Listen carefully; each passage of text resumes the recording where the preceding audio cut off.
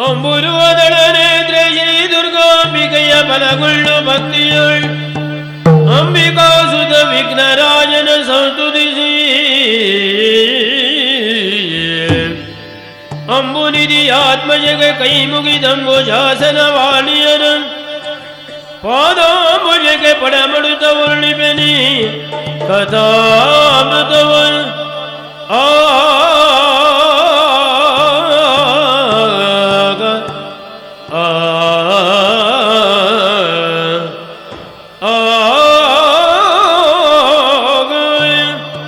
ಕವಿಗಳ ಶಬ್ದಲಿ ಬಲವಂತು ಬೇಳುವೇನಿ ಕಥಾಮೃತವನ್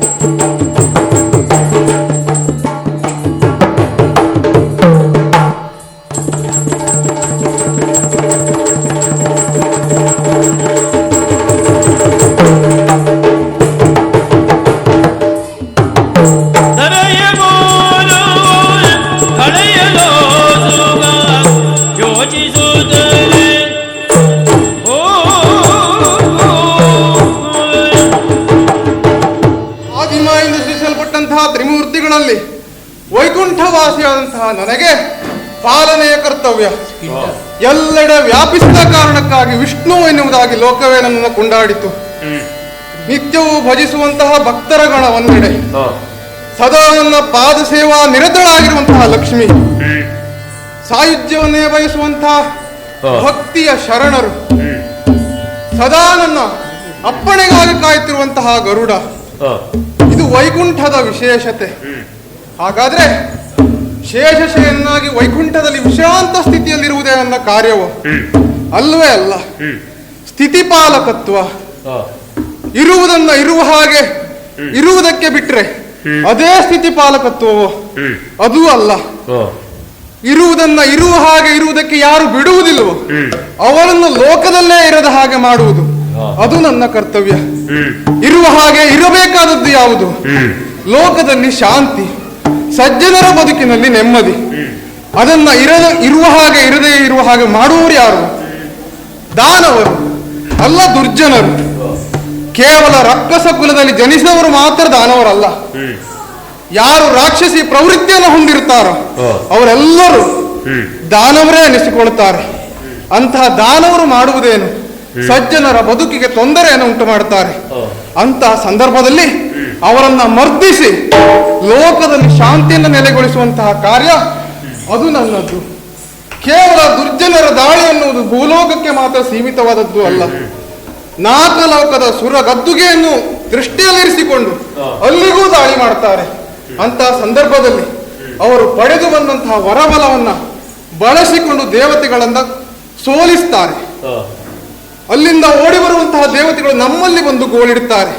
ಅವರ ಸಂಕಷ್ಟವನ್ನ ಪರಿಹರಿಸುವ ಹೊಣೆ ನಮ್ಮದ್ದು. ಈಗಲೂ ಅಂಥದ್ದೇ ಒಂದು ಸ್ಥಿತಿ ಬಂದೊದಗಿದೆಯಲ್ಲ. ಕೆಲವೊಮ್ಮೆ ನೇರವಾಗಿ ನಾನೇ ಅವತರಿಸಿ ಅವರಿಗೆ ಒದಗಿದಂತಹ ಸಂಕಷ್ಟವನ್ನು ದೂರ ಮಾಡುವುದಾದರೆ, ಕೆಲವೊಮ್ಮೆ ಪರೋಕ್ಷವಾಗಿ ಆ ಸಂಕಷ್ಟವನ್ನು ದೂರ ಮಾಡುವಂತಹ ಕಾರ್ಯವನ್ನು ಮಾಡಿದ್ದೇನೆ. ಈಗಲೂ ಅಂಥದ್ದೇ ಒಂದು ಸ್ಥಿತಿ ಬಂದಿದೆ ಅಂತಾದರೆ ಅದನ್ನು ನಿವಾರಿಸುವುದಕ್ಕೆ ಒಂದು ನಾಟಕವನ್ನು ಹೆಣೆಯಬೇಕಾದಂತಹ ಸ್ಥಿತಿ. ಆ ನಾಟಕವನ್ನು ಆರಂಭಿಸಬೇಕು ಅಂತಾದ್ರೆ ಅದಕ್ಕೆ ನಾಂದಿ ಹಾಡುವ ಒಬ್ಬ ಸಮರ್ಥ ವ್ಯಕ್ತಿಯೇ ಬೇಕು. ಯಾರಾದೀತು ಅಂತ ಯೋಚಿಸಿದಾಗ ನೆನಪಾದದ್ದು ಅವನೇ ಅಲ್ವ, ಸುರಮುನಿ. ಜಯ ನವ ನಾರಾಯಣ ಪಾವನ ಜಯ ನವ ನಾರಾಯಣ ಭವಯ ಹರಣ ದುರಿತ ನಿವಾರಣ ಜಯ ನವ ನಾರಾಯಣ.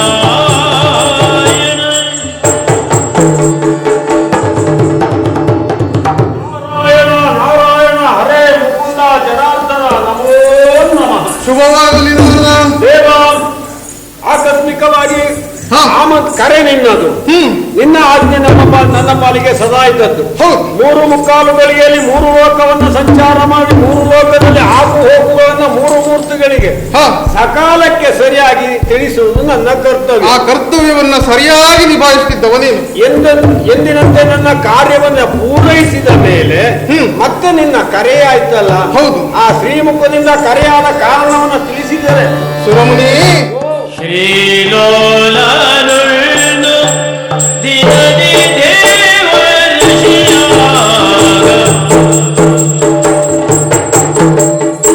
ಶ್ರೀಲೋಲನುಳ್ಳು ದಿನದಿ ದೇವರ್ಷಿಯನು ಲೀಲೆಯಿಂದಲಿ ಕರೆದೆಳ್ದ ಲೀಲೆಯಿಂದಲಿ ಕರೆದೆಳ್ದ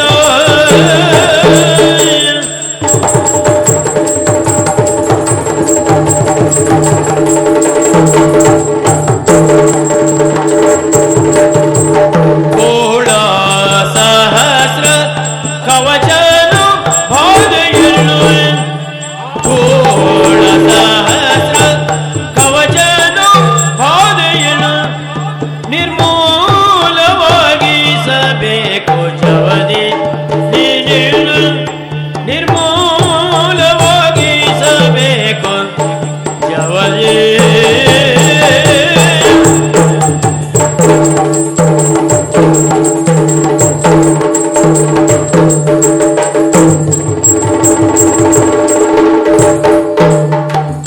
ದೇವರಶಿಯನ್ನು ಲೀಲೆಯಿಂದಲಿ ಕರೆದೆಳ್ದ ಸುರಮುನಿ, ದೇವ, ಅನೇಕ ಬಾರಿ ನೀನಾಗಿಯೂ ಇಲ್ಲಿವರೆಗೆ ಬಂದವ. ಹೌದು. ಆದ್ರೆ ಈ ದಿನ ನಾನೇ ನಿನ್ನನ್ನ ಕರೆದದ್ದು. ಅನೇಕ ಬಾರಿ ಬರುವುದಕ್ಕೆ ಕಾರಣ ಆ ರೀತಿ ಇದ್ದದ್ದರಿಂದ ಹಾ. ನಾನಾಗಿ ನಿನ್ನಲ್ಲಿ ಬರುವ ಸನ್ನಿವೇಶ ಸೃಷ್ಟಿ ಆದದ್ದು. ಹೌದು. ಕೆಲವೊಮ್ಮೆ ಈಗ ನನ್ನನ್ನ ದರ್ಶನ ಮಾಡುವುದಕ್ಕೆ ಕಾರಣ ಇದ್ದೇ ನೀನು ಬರುವುದು. ಹೌದು. ಇನ್ನು ಕೆಲವೊಮ್ಮೆ ನನ್ನನ್ನು ದರ್ಶಿಸುವುದೇ ಕಾರಣವಾಗುತ್ತದೆ. ಕರ್ತವ್ಯ. ಹೌದು. ಹಾಗಾದ್ರೆ ಈ ದಿನ ನಿನ್ನನ್ನು ನೆನೆಸಿದ್ದೆ ಯಾಕೆ? ಯಾಕೋ? ನಿನ್ನನ್ನ ಇಲ್ಲಿವರೆಗೆ ಕರೆಸಿದ ಕಾರಣ ಅಂದ್ರೆ ಏನು? ಈ ಭೂಲೋಕದಲ್ಲಿರ್ಲಿ ಅಥವಾ ನಾಗಲೋಕಕ್ಕಿರ್ಲಿ ದುರ್ಜನರ ಅಟ್ಟಹಾಸ, ದುರ್ಜನರ ಅಟ್ಟುಳೆ ಎನ್ನುವುದು ನಿರಂತರವಾಗಿ ನಡೆಯುತ್ತಾ ಬಂದದ್ದು. ಅದು ಸಹಜ. ಹೌದು. ಈ ದಾನವರು ಹುಟ್ಟಿದ ತಕ್ಷಣ ಮೇಲ್ಮುಖವಾಗಿ ನೋಡುತ್ತಾರೆ. ಸ್ವರ್ಗದ ಗದ್ದುಗೆಯನ್ನೇ ಅವರು ನೇರವಾಗಿ, ಆಸೆ ಈ ಅಗ್ನಿ ಎನ್ನುವುದು ಸದಾ ಮೇಲ್ಮುಖವಾಗಿ ಇರುತ್ತದೆ. ಅವರು ಹುಟ್ಟಿದ ತಕ್ಷಣದಲ್ಲೇ ನಾಗಲೋಕಕ್ಕೆ ಕಣ್ಣಿಡುವುದು. ಹೌದು. ಯಾಕೆ? ಅವರ ಅದು ದುರಾಸೆ. ಹೌದು, ಆ ಗದ್ದುಗೆಯನ್ನು ತಮ್ಮದಾಗಿಸಿಕೊಳ್ಳಬೇಕು. ಹೌದು. ನಿರಂತರವಾದ ಪ್ರಯತ್ನ. ಹೌದು. ವಿಫಲವಾಗ್ತಲೇ ಇದ್ರು ಮತ್ತೆ ಆ ಪ್ರಯತ್ನವನ್ನು ಅಂತೂ ಬಿಡುವುದಿಲ್ಲ. ಈ ಕೆಟ್ಟ ಬೀಜ ಸುಟ್ಟರೂ ಹೋಗುವುದಿಲ್ಲ. ಹಾಗೆ ಅದೇ ರೀತಿ ಈಗ ವಜ್ರಪುರಿಯ ಅಧಿಕಾರಿಯಾದಂತಹ ದಂಬೋದ್ಭವ ಅವನೊಬ್ಬ ರಕ್ಕಸ. ಹೌದು. ಅವನ ಅಟ್ಟುಳಿಯಿಂದ ದೇವತೆಗಳನ್ನ ಕನ್ನಡಿಸಿದ್ದ. ಓಹೋ. ಹೌದು. ವಿಶೇಷವಾದಂತಹ ವರಬಲವನ್ನು ಪಡೆದು ಸಹಸ್ರ ಕವಚ ಅಂತ ಅನಿಸಿಕೊಂಡಿದ್ದಾನೆ. ಹಾಗಾಗಿ ಅಂತಹ ಸಹಸ್ರ ಕವಚನನ್ನ ಮರ್ದಿಸಬೇಕು ಅಥವಾ ಅವನಿಗೊಂದು ಪಾಠ ಕಲಿಸಬೇಕು.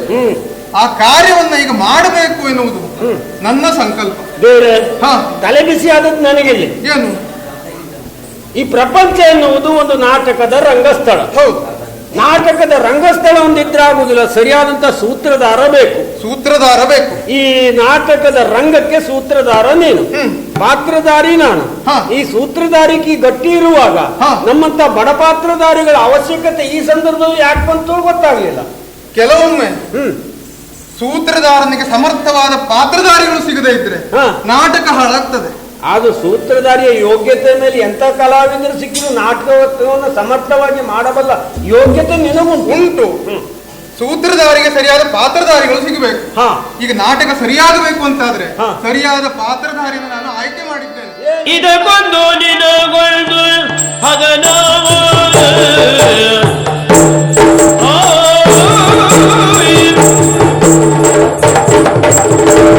ಇದಕ್ಕಾಗಿ ನಿನಗೊಂದು ಹದನವಿವುದು ಹೋಗಿ ಮದಮುಖರೊಡೆಯನ ಬಳಿಗೆ ಹೋಗಿ ಮದಮುಖರೊಡೆಯನ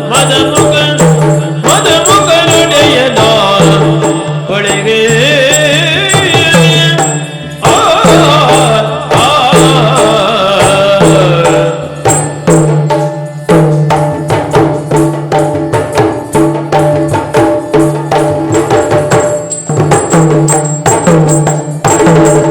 ಸುಧನಿ ಊರ್ವಶಿಯ ಸೌಂದರ್ಯಾತಿಶಯವೆಂಬ ಸುಧತಿ ಊರ್ವಶಿಯ ಸೌಂದರ್ಯಾತಿಶಯವೆಂಬ ಮದಿರೆಯ ನೆರೆಯುವುದು ಖಳಗೆ ಮದಿರೆಯ ನೆರೆಯುವುದು ಖಳಗೆ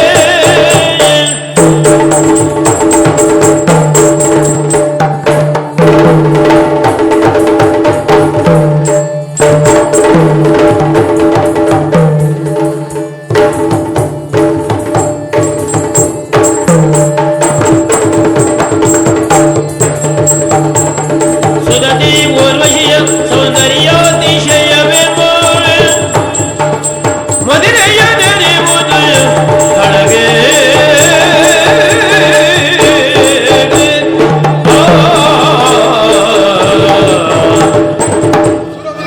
ದೇವಾನ್, ನಿನ್ನಿಂದ ಒಂದು ಕಾರ್ಯ ಆಗಬೇಕು.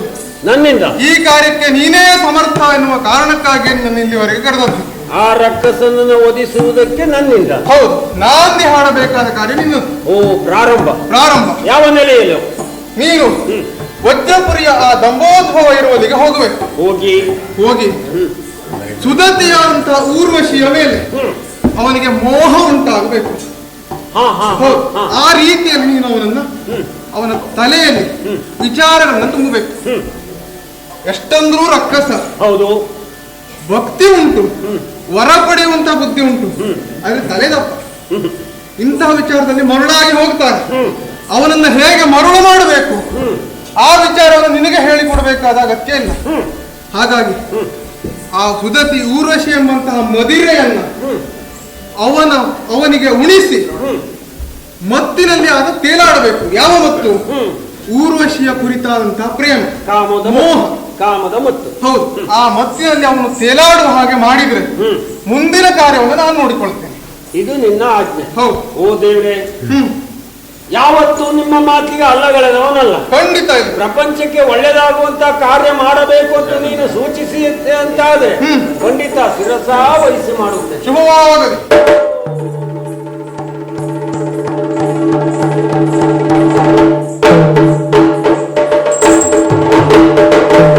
ಎಂದೋ ದಂಬೋದ್ಭವನದಿರು ಎಂದೋ ದಂಬೋದ್ಭವನದಿ ಸಂಭ್ರಮದೇನದಲ್ಲಿ ನಿಜ ಗುರಿಗೆ ಸಂಭ್ರಮದೇನದಲ್ಲಿ ನಿಜ ಗುರಿಗೆ ಅಂದೈತಲೆಗಳ ವೃಂದಾವನೈದು ನನ್ನದಿ ಸಚಿವೇಯೋ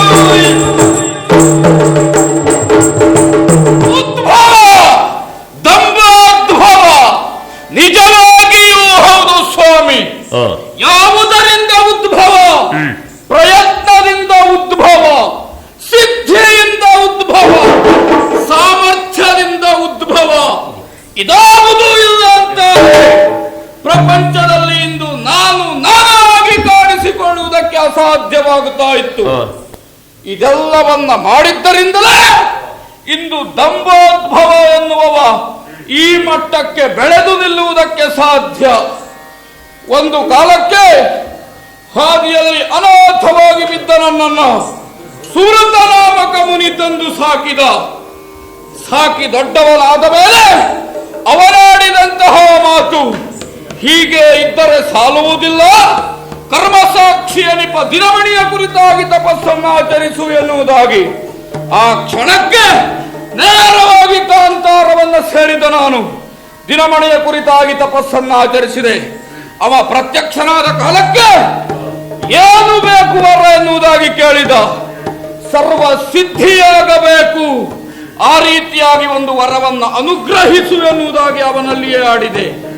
ಪ್ರತಿಯಾಗಿ ಅವನಿತ್ತದ್ದೇ ಸೂರ್ಯಹಾಸ ನಾಮಕ ಖಡ್ಗ. ಆ ಖಡ್ಗವನ್ನ ಕೊಟ್ಟಂತಹ ಅವನಾಡಿದ ಮಾತೇನು?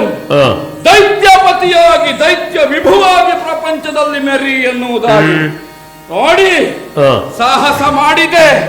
ಅಧಿಕಾರ ಬಂತು ಪ್ರಪಂಚದಲ್ಲಿ. ಹೇಗೆ ಗೊತ್ತೋ, ಒಬ್ಬನಿಗೆ ಅಧಿಕಾರ ಉಂಟು ಅಂತಾದ್ರೆ ಬೆಂಬಲಿಗರಿಗೇನು ಕಡಿಮೆ ಇಲ್ಲ.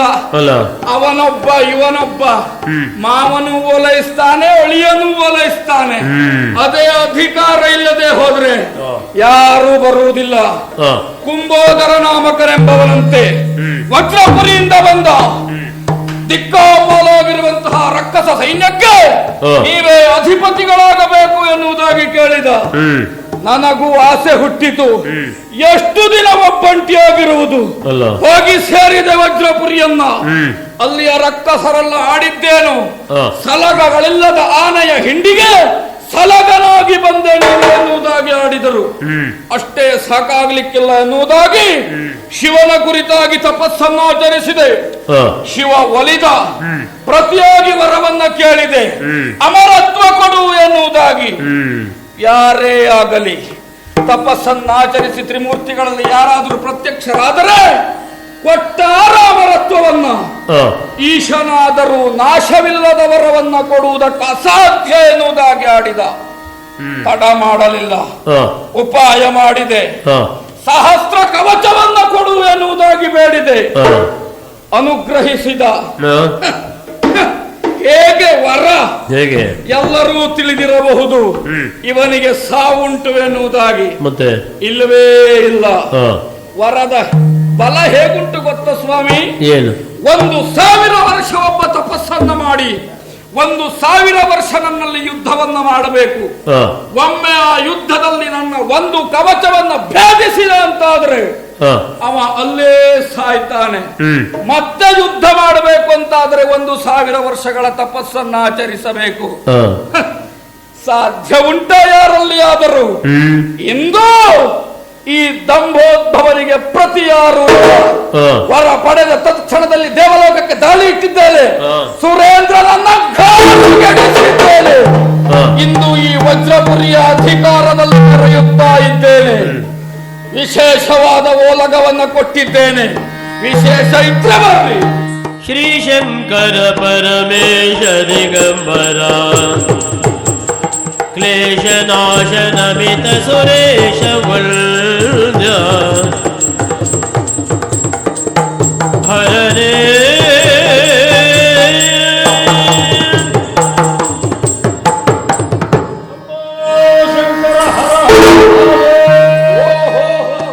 ಇದಿರುಗೊಳುದ ಪರಿವಾರ ಸಹಿತ ಸುರಮುನಿಯ ಕರೆದು ಪೀಠವನೇರಿ ಪರಿ ಪರಿಯೋಳ್ ಉಪಚರಿಸಿ. ನಮೋ ನಮಃ. ಒಳ್ಳೆಯದಾಗಲಿ. ದೊಡ್ಡ ನಮಸ್ಕಾರ ಇದು. ಇದಕ್ಕೆ ರಾಕ್ಷಸ ನಮಸ್ಕಾರ ಅಂದ್ರೆ ಹಾಗೆ ಅದರ ನಮಸ್ಕಾರದಲ್ಲಿ ಪ್ರತ್ಯೇಕತೆ ಉಂಟು, ವಿಭಿನ್ನತೆ ತೋರಿಸಬೇಕು. ನಮಗೆ ಎಲ್ಲ ಹಾಗೆ ದೊಡ್ಡ ದೊಡ್ಡ ವ್ಯವಹಾರ, ಸಣ್ಣ ಸಣ್ಣ ವ್ಯವಹಾರಕ್ಕೆ ಯಾವುದಕ್ಕೂ ನಾವು ಕೈ ಹಾಕುವುದಿಲ್ಲ. ದೃಷ್ಟಿ ಗೋಚರ ಆಗುವುದು. ದೃಷ್ಟಿ ಗೋಚರ ಆಗುದಿಲ್ಲ ಅಂತಲ್ಲ, ಗೋಚರ ಆದ್ರೂ ನಮ್ಮ ಮಟ್ಟದಲ್ಲ ಅಂತಾದ್ರೂ ನಾವು ಆ ಕಡೆ ತಿರುಗಿ ನೋಡುವುದಿಲ್ಲ. ಲೆಕ್ಕಕ್ಕಿಲ್ಲ. ನಾವು ಕೆಲಸಕ್ಕೆ ಕೈ ಹಾಕಬೇಕು, ಅಷ್ಟು ದೊಡ್ಡ ಕೆಲಸವೇ ಆಗ್ಬೇಕು. ಒಮ್ಮೆ ನಾವು ಸಣ್ಣ ಕೆಲಸ ಮಾಡಿದ್ರು ಓಹೋ ಇಷ್ಟು ಸಣ್ಣದಾದ್ರೂ ದೊಡ್ಡದು ಮಾಡಿ ತೋರಿಸ್ದ ಅಂತಲೇ ಆಗ್ಬೇಕು. ಅಷ್ಟಾದ್ರೂ ಮಾತ್ರ ಮುಟ್ತೇವೆ, ಇಲ್ಲಾಂದ್ರೆ ವ್ಯವಹಾರ ಮಾಡ್ಲಿಕ್ಕೆ ಹೋಗುದಿಲ್ಲ. ಸ್ವಾಮಿ ಬಂದಂತಹ ನಿಮ್ಮನ್ನ ತಂದಿದ್ದೇನೆ, ಉಚಿತ ಆಸನವನ್ನಿಟ್ಟಿದ್ದೇನೆ, ಯಥಾಮತಿಯಾಗಿ ಸತ್ಕಾರ ಮಾಡಿದ್ದೇನೆ. ನಾವು ರಾಕ್ಷಸರು ತಿನ್ನುವುದನ್ನೆಲ್ಲ ನಿಮಗೆ ಕೊಟ್ಟರೆ ಆಗುವುದಿಲ್ಲ. ನೀವು ಕೊಟ್ಟರು ನಾವು ತಿನ್ನುವುದಿಲ್ಲ. ಮನುಷ್ಯರು ಏನೇನನ್ನು ತಿನ್ನಬೇಕು ಅದರಲ್ಲಿ ಯಾವ್ಯಾವುದು ಉಂಟು ಇದ್ದದರಲ್ಲಿ ಸೇವಕರಿಂದ ತರಿಸಿಟ್ಟಿದ್ದೇನೆ. ಹಾಗಂತ ನೀನು ಬೇಕಾದಷ್ಟು ಕೊಟ್ಟಿದ್ದೆ ಅಂತ ನಾನು ತಿನ್ನೋದಕ್ಕೂ ಹೋಗುವುದಿಲ್ಲ. ಯಾಕೆ? ನನಗೆ ಎಷ್ಟು ಅಷ್ಟೇ ನಾ ತಿನ್ನು. ಅಲ್ಲ, ಯಾವತ್ತು ಕ್ರಮ ಹಾಗೆ ಇರಬೇಕು. ಅದು ಸಿಕ್ಕಿದೆ ಅಂತ ಅಜೀರ್ಣ ಆಗುವಷ್ಟು ತಿನ್ಲಿಕ್ಕೆ ಹೋಗ್ಬಾರ್ದು. ಕೆಲವೊಂದು ಇರ್ತದೆ ಪುಣ್ಯಾತ್ಮ. ಹಾ. ಈಗ ಮನೆಗೊಬ್ರು ಅತಿಥಿ ಬರ್ತಾರೆ ಅಂತ ಆದ್ರೆ ಬರುವ ಒಬ್ಬ ಆದ್ರೂ ಮಾಡುವುದು 4 ಜನರ ಪಾಲಿಗೆ. ಆಮೇಲೆ ಹೇಳ್ತಾರೆ ಇಷ್ಟೆಲ್ಲ ಮಾಡಿದ್ದೇನೆ ನೀವು ಇಷ್ಟೇ ತಿಂದಿದ್ದಕ್ಕೆ, ಮತ್ತೆ ಪುನಃ ಅವರನ್ನು ಅಪಹಾಸ್ಯ ಮಾಡ್ತಾರೆ. ಅಪಹಾಸ್ಯ ಮಾಡುವುದು ಗುಟ್ಟು ನಿಮಗೆ ಗೊತ್ತಿಲ್ಲ ಸ್ವಾಮಿ. ಏನು ಬರುವ ಒಬ್ಬನೇ ಆದ್ರೂ ಅಷ್ಟೆಲ್ಲ ಬಗೆ ಮಾಡುದು ಯಾಕೆ ಗೊತ್ತಾ? ಅವ್ನು ತಿಂದೇ ಇದ್ರೆ ನಮಗಾಗ್ತದೆ ಅಂತಲೇ ಮಾಡುದು ಬಿಟ್ರೆ ಮತ್ತೆ ಉಳಿದದಕ್ಕೆ ಏನಕ್ಕೂ ಅಲ್ಲ. ವಿಷಯ ಹೌದು, ವಿಚಾರ ಉಂಟು ಅಲ್ಲಿ. ಹೇಳುವುದೇನು ನೀವು ಬಂದದ್ದಕ್ಕಾಗಿ ಇಷ್ಟು ಮಾಡಿದ್ದೇವೆ ಅಂತ ಹೇಳಬೇಕಾಯ್ತಲ್ಲ, ಅನಿವಾರ್ಯ. ಒಳಗುಂಟು ಹೇಳಿದವ್ರು ಯಾರು ಇಲ್ಲ, ನಾ ಹೇಳಿದೆ ಅಷ್ಟೇ. ಈಗ ಎಲ್ಲಿ ಕರೆದರೂ ನೀವು ಬರುವವರಲ್ಲ. ಪುರುಸೊತ್ತಿಲ್ಲ ಅಂತ ಅಲ್ಲ, ನಿಮಗೆಲ್ಲೂ ಹೋಗಬೇಕು ಅನ್ನುವುದಾಗಿ ಉಂಟು, ಅಲ್ಲಿ ಮಾತ್ರ ಹೋಗುವವರು ನೀವು ಕಾರ್ಯನಿಮಿತ್ತವಾಗಿ. ನಿಮ್ಮ ಆಹ್ವಾನಕ್ಕೆ ಸಿದ್ಧತೆ ಮಾಡಿದರೂ ನೀವು ಬರುವುದಲ್ಲ, ನೀವು ಬರಲೇಬಾರದು ಎನ್ನುವುದಾಗಿ ಧಿಕ್ಕರಿಸಿದರೂ ನೀವು ಬಾರದೇ ಇರುವವರಲ್ಲ. ಅನಿವಾರ್ಯ. ಕೊನೆಯ ಪಕ್ಷ ಹಿಂದಿನ ಭಾಗದಲ್ಲಾದ್ರೂ ಬರ್ತೀರಿ, ನೀವು ಬಿಡುವುದಿಲ್ಲ. ನೋಡು, ಈಗ ನಾವು ಹೋಗಬೇಕು ಅಂತ ಆದ್ರೆ ಕೆಲವರಿಗೆ ಹಿಂದಿನ ಬಾಗಿಲು ನಿಷೇಧವಾಗಿರ್ತದೆ, ಆದ್ರೆ ನಮಗೆ ಹಾಗಲ್ಲ. ಯಾಕೆ? ಎಲ್ಲೇ ತಿರುಗಾಟ ಮಾಡುವುದಾದ್ರೂ ಮುಕ್ತ ದ್ವಾರ. ನಿಮ್ಮ ಪ್ರಪಂಚದಲ್ಲಿ 2 ಜನರಿಗೆ ಮುಕ್ತ ದ್ವಾರ ಅಂತೆ. ಹೌದು. ಒಬ್ಬ ತಿಳಿಯದೇ ಬರ್ತಾನೆ, ಅವ ಮೃತ್ಯು ಎನ್ನುವುದಾಗಿ. ನನ್ನ ಮನೆಯ ಬಾಗಿಲು ನಾವು ಹೋಗ್ಲಿಕ್ಕಿಲ್ಲ. ಇನ್ನೊಬ್ರು ನೀವು, ನಿಮಗೆ ಮುಕ್ತ ದ್ವಾರ. ಎಲ್ಲಿ ಬಂದರೂ ಹೇಗೆ ಬಂದರೂ ನಿಮಗೆ ಯಾರು ಏನನ್ನೂ ಹೇಳುವುದಿಲ್ಲ ಸ್ವಾಮಿ. ಬಹಳ ಎಳೆಯುವುದಿಲ್ಲ. ನೀವು ಬಂದದ್ದು ಬಲರೆ ರಾಕ್ಷಸ ಸಾರ್ವಭೌಮ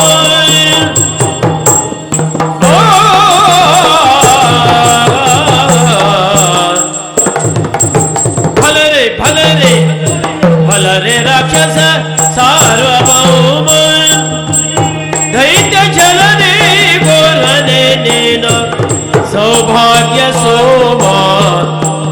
ದೈತ್ಯ ಜಲನೆ ಗೋರ್ವನೆ ನೀನು ಸೌಭಾಗ್ಯ ಸೋಮ.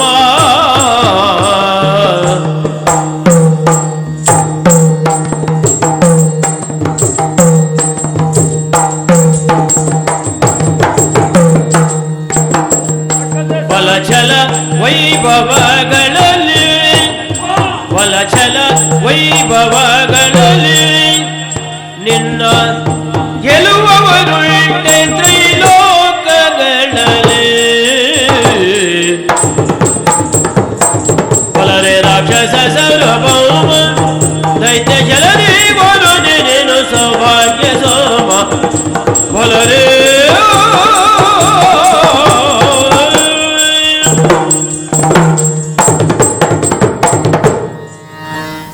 ಕುಲಪತಿ ಸ್ವಾಮಿ, ನಾನು ಬಂದ ತಕ್ಷಣದಲ್ಲಿ ಪೀಠದಿಂದ ಎದ್ದು ಉಪಚಾರ ಕರೆತಂದು ಉಪಚಾರ ಮಾಡಿದ. ಹೌದು. ಯಾರ್ಯಾರಿಗೆ ಎಷ್ಟೆಷ್ಟೊತ್ತಿಗೆ ಯಾವ್ಯಾವ ಆಸನ ಕೊಡಬೇಕು ಅಂತ ಪ್ರಪಂಚದ ಜನ ನೋಡಿ ಕಲಿಬೇಕು. ನಿನ್ನನ್ನು ನೋಡಿ ಕಲಿಬೇಕು. ನಾವು ಕೆಲವರಿಗೆಲ್ಲ ಹಾಗೆ ನಿಮ್ಮಂತವರು ಬಂದ್ರೆ ಎದ್ದು ಹೋಗಿ ಮುಂದೆ ನಿಂತು ತಂದು ಉಪಚರಿಸ್ತೇವೆ. ನಮಗೆ ಆಗುದಿಲ್ಲ ಅಂತ ಖಂಡಿತ ಹೀಗಂತ ಕೈ ತೋರಿಸ್ತೇವೆ, ಅಲ್ಲಿ ಕೂತ್ಕೊಳ್ಳಿ ಅಂತ ಅಷ್ಟೇ. ಆ ಮಟ್ಟಿಗೆ ಅಡ್ಡಿಲ್ಲ, ನಿವಾಸದಿಂದ ಹೇಳುದಿಲ್ಲ ನಾವು. ಅಲ್ಲ, ಅದು ಅವರವರ ಯೋಗ್ಯತೆಗೆ ಬಿಟ್ಟದ್ದು. ಆದ್ರೆ ನನ್ನ ಯೋಗ್ಯತೆಯನ್ನು ಅಥವಾ ನನ್ನ ಜ್ಞಾನ ಚಕ್ಷುವನ್ನ ತಿಳಿದಂತ ನೀನು ತಕ್ಷಣ ಪೀಠದಿಂದ ಎದ್ದು ಬಂದು ನನ್ನನ್ನ ಕರೆತಂದು ದರ್ಭಾಸನವನ್ನ ಇತ್ತು ಯಥೋಚಿತವಾದಂತ ಸತ್ಕಾರ ಅಂತ ಹೇಳಿದವ ನೀನು. ತುಂಬಾ ಸಂತೋಷ ಆಯಿತು. ವಿಶೇಷ ವ್ಯಕ್ತಿ ಅಂತ ನಿಮಗೆ ಆಡಿದ್ದದಕ್ಕೆ ನಾನು. ವಿಶೇಷ ವ್ಯಕ್ತಿಗಳು ಮನೆಗೆ ಬಂದಾಗ ಅತಿಥಿಗಳ ಸತ್ಕಾರ ಅಥವಾ ವಿಶೇಷ ವ್ಯಕ್ತಿಗಳ ಸತ್ಕಾರವನ್ನು ಮಾಡುವುದನ್ನು ಕಲಿಯಬೇಕು. ನಿನ್ನನ್ನು ನೋಡಿ ಕಲಿಯಬೇಕು. ಧನ್ಯನಾದ, ಒಳ್ಳೆಯದಾಗಲಿ. ಆದ್ರೆ ನನಗೆ ಆಶ್ಚರ್ಯ ಅದಲ್ಲ, ನಾನು ಬಹಳ ದಿವಸದಿಂದ ನಿನ್ನನ್ನು ನೋಡಬೇಕು ಅಂತ ಕಾತುರದಲ್ಲಿ ಕಾಯ್ತಾ ಇದ್ದವ. ಇಷ್ಟು ತಡ ಯಾಕೆ ಮಾಡಿದ್ರಿ? ಅನಿವಾರ್ಯತೆ. 3 ಗಳಿಗೆಯಲ್ಲಿ 3 ಲೋಕವನ್ನ ಸಂಚಾರ ಮಾಡಿ ಆಗು ಹೋಗುಗಳನ್ನ ಯಾರ್ಯಾರಿಗೆ ಎಲ್ಲೆಲ್ಲಿ ಒಪ್ಪಿಸಬೇಕು ಅದನ್ನು ಒಪ್ಪಿಸಬೇಕು. ಹೌದಪ್ಪ. ಅದು ಕಾಲಾವಕಾಶ. ಆಚೆ ಈಚೆ ಮಾಡ್ಲಿಕ್ಕೆ ನಿಮ್ ಬಿಟ್ರು ಮತ್ತೆ ಯಾರು ಇಲ್ಲ. ಅಂದ್ರೆ ಎಲ್ಲೆಲ್ಲಿ ಯಾವ್ಯಾವ್ದನ್ನು ಹೇಳ್ಬೇಕು ಅದನ್ನು ಹೇಳಲಿಕ್ಕೆ ನಿಮ್ ಬಿಟ್ರು ಮತ್ತೆ ಯಾರು ಇಲ್ಲ. ಈ ವಾರ್ತಾವಾಹಕನು ಇಲ್ಲ ಅಂತ ಆದ್ರೆ ಕೆಲವೊಂದು ವಿಷಯ ಪ್ರಪಂಚ ಗೊತ್ತಾಗ್ತದ? ಹೌದು, ಗೊತ್ತಾಗುವುದಿಲ್ಲ.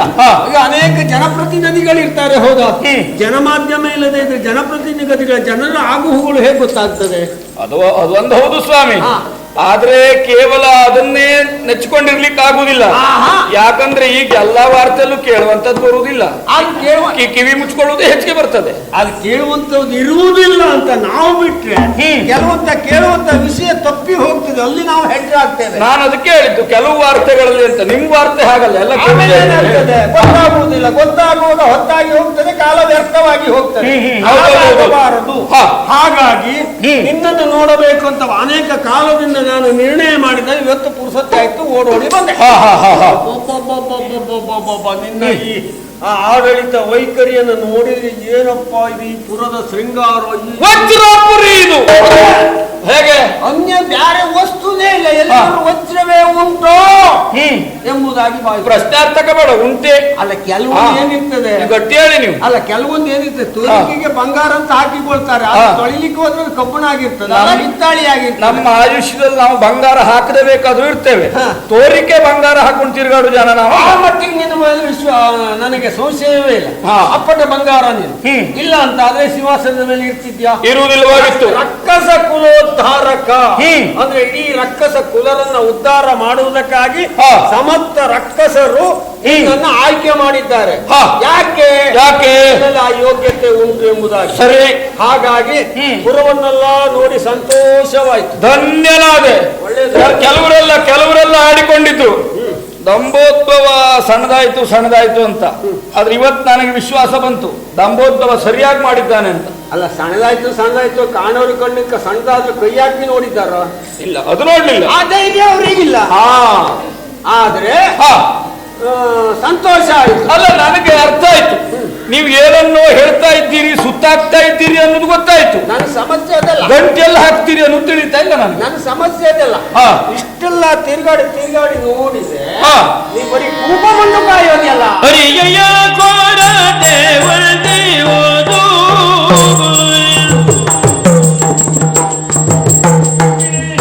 ಹರಿಯ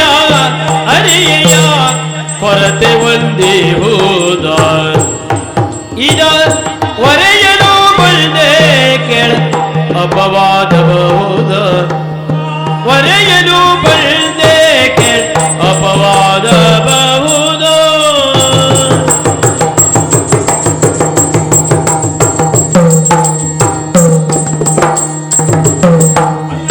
ಪರಮ ವೈಭವಗಳಿದ್ದೇನು, ಪರಮ ವೈಭವಗಳಿದ್ದೇನು, ಸರ್ವ ಬಿರುದು ಬಿಕ್ಕಗಳಿಂದ ದೊರಕೊಂಬುದೇನು, ಸರ್ವ ಬಿರುದು ಬಿಕ್ಕಗಳಿಂದ ದೊರಕೊಂಬುದು ಏನು.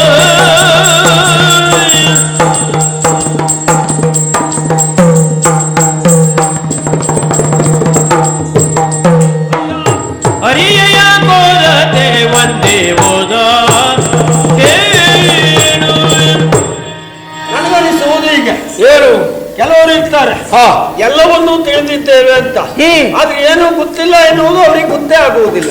ಇದು ನೀವು ನನಗೆ ಹೇಳಿದ್ದಲ್ಲ, ನಾನು ತಿಳ್ಕೊಳ್ತೇನೆ. ಅಲ್ಲ, ನಿನಗೆ ಹೇಳಿದ್ದು ಕೂಪ ಮಂಡುಕಾಗಿ ಬಿಟ್ಟಿಯಲ್ಲ ನೀನು. ಏನು ಕೂಪ ಮಂಡುಕ? ನಾನು ಮಾಡಿದಷ್ಟು ಸಾಧನ ಮಾಡಿದವ ನೋಡಿ. ನೀವು ಏನೇನಾದ್ರೂ ಮಾತಾಡಬೇಡಿ, ಏಕಮುಖವಾಗಿ ಯೋಚನೆ ಮಾಡಬೇಡ. ಮನುಷ್ಯನ ಜೀವನಕ್ಕೆ ಉದ್ಧಾರ ಆಗಬೇಕು ಅಥವಾ ಪ್ರಪಂಚದ ಬೆಳಕಿಗೆ ಕಾಣಿಸಿಕೊಳ್ಳಬೇಕು ಅಂತ ಆದ್ರೆ ಒಂದೇ ಮುಖದಲ್ಲಿ ವಿಚಾರ ಇರಬೇಕು. ಹಲವು ಮುಖದಲ್ಲಿ ವಿಚಾರ ಇದ್ರೆ ಯಾವುದು ಉದ್ಧಾರ ಆಗುದಿಲ್ಲ. ಅದೇ ರಾಜಕೀಯ ಸೂತ್ರಕ್ಕಾದಿತ್ತು ಬಿಟ್ಟರೆ ಸಂಸಾರಕ್ಕಲ್ಲ ಪುಣ್ಯಾತ್ಮ. ನೀವು ಸಂಸಾರದ ವಿಷಯ ಅಂತ ಮೊದಲೇ ಹೇಳಿದ್ರೆ ಈಗ. ಅಲ್ಲ, ನಾ ಹೇಳೋದಕ್ಕೆ ನೀನು ಅವಕಾಶ ಕೊಡ್ಲಿಲ್ಲ. ಮುಂದೆ ಹೇಳಿ ಪುಣ್ಯಾತ್ಮ. ಇಷ್ಟೆಲ್ಲ ಇದ್ದು ನಿನಗೆ ನಾನು ಇಷ್ಟೆಲ್ಲ ಹೊಗಳಿದೆ, ಆದ್ರೆ ನಿನ್ನಲ್ಲಿ ಒಂದು ಕೊರತೆ ಉಂಟು ಅಂತ ಈಗ ಗೊತ್ತಾಯ್ತು ನನಗೆ. ನನ್ನಲ್ಲಿ ಒಂದು ಕೊರತೆ ಉಂಟು. ಕೊರತೆ? ಹೌದು. ಏನು ಕೊರತೆ? ಸಾಹಸದಲ್ಲಿ ಕೊರತೆಯೋ, ಸಂಪತ್ತಿನಲ್ಲಿ ಕೊರತೆಯೋ, ಧೈರ್ಯದಲ್ಲಿ ಕೊರತೆಯೋ, ಸಾಮ್ರಾಜ್ಯದಲ್ಲಿ ಕೊರತೆಯೋ, ಮತ್ತೆ ಯಾವ್ದ್ರಲ್ಲಿ ಕೊರತೆ? ಏ ಪುಣ್ಯಾತ್ಮ, ನೀನು ಇಷ್ಟು ದೊಡ್ಡ ಹುಟ್ಟಿದ್ದೆ, ಇಷ್ಟು ದೊಡ್ಡ ಬೆಳೆದೆ, ಅನೇಕ ದೇವರನ್ನ ತಪಸ್ಸನ್ನ ಮಾಡಿ ನೀನು ವರವನ್ನು ಪಡೆದೆ. ಆದ್ರೆ ಒಂದು ವರವನ್ನು ಬಿಟ್ಟಿಯಲ್ಲ ಪುಣ್ಯಾತ್ಮ. ಯಾವುದು? ನಿನಗೆ ಇದು ಮದುವೆ ಆಗಿದೆಯೇನಾ?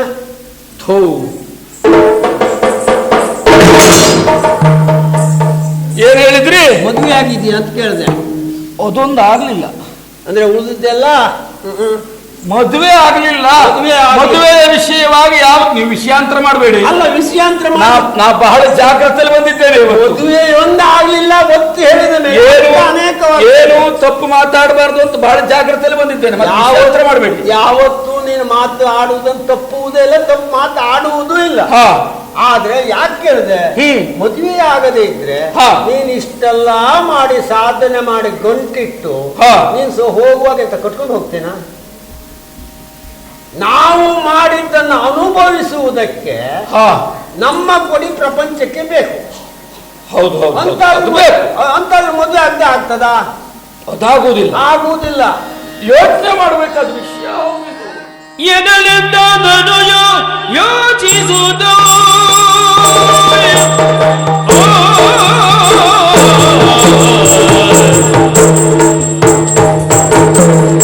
ಎದಲೆಂದ ಧನುಜ ಯೋಚಿಸುತ್ತ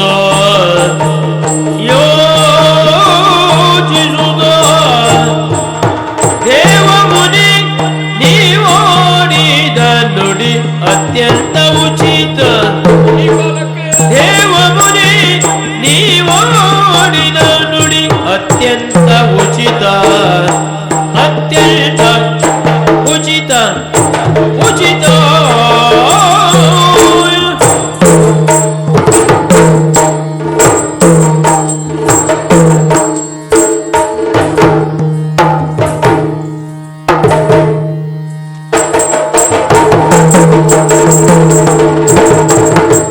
ಎನಗೆರಗದ ನಾರಿರತು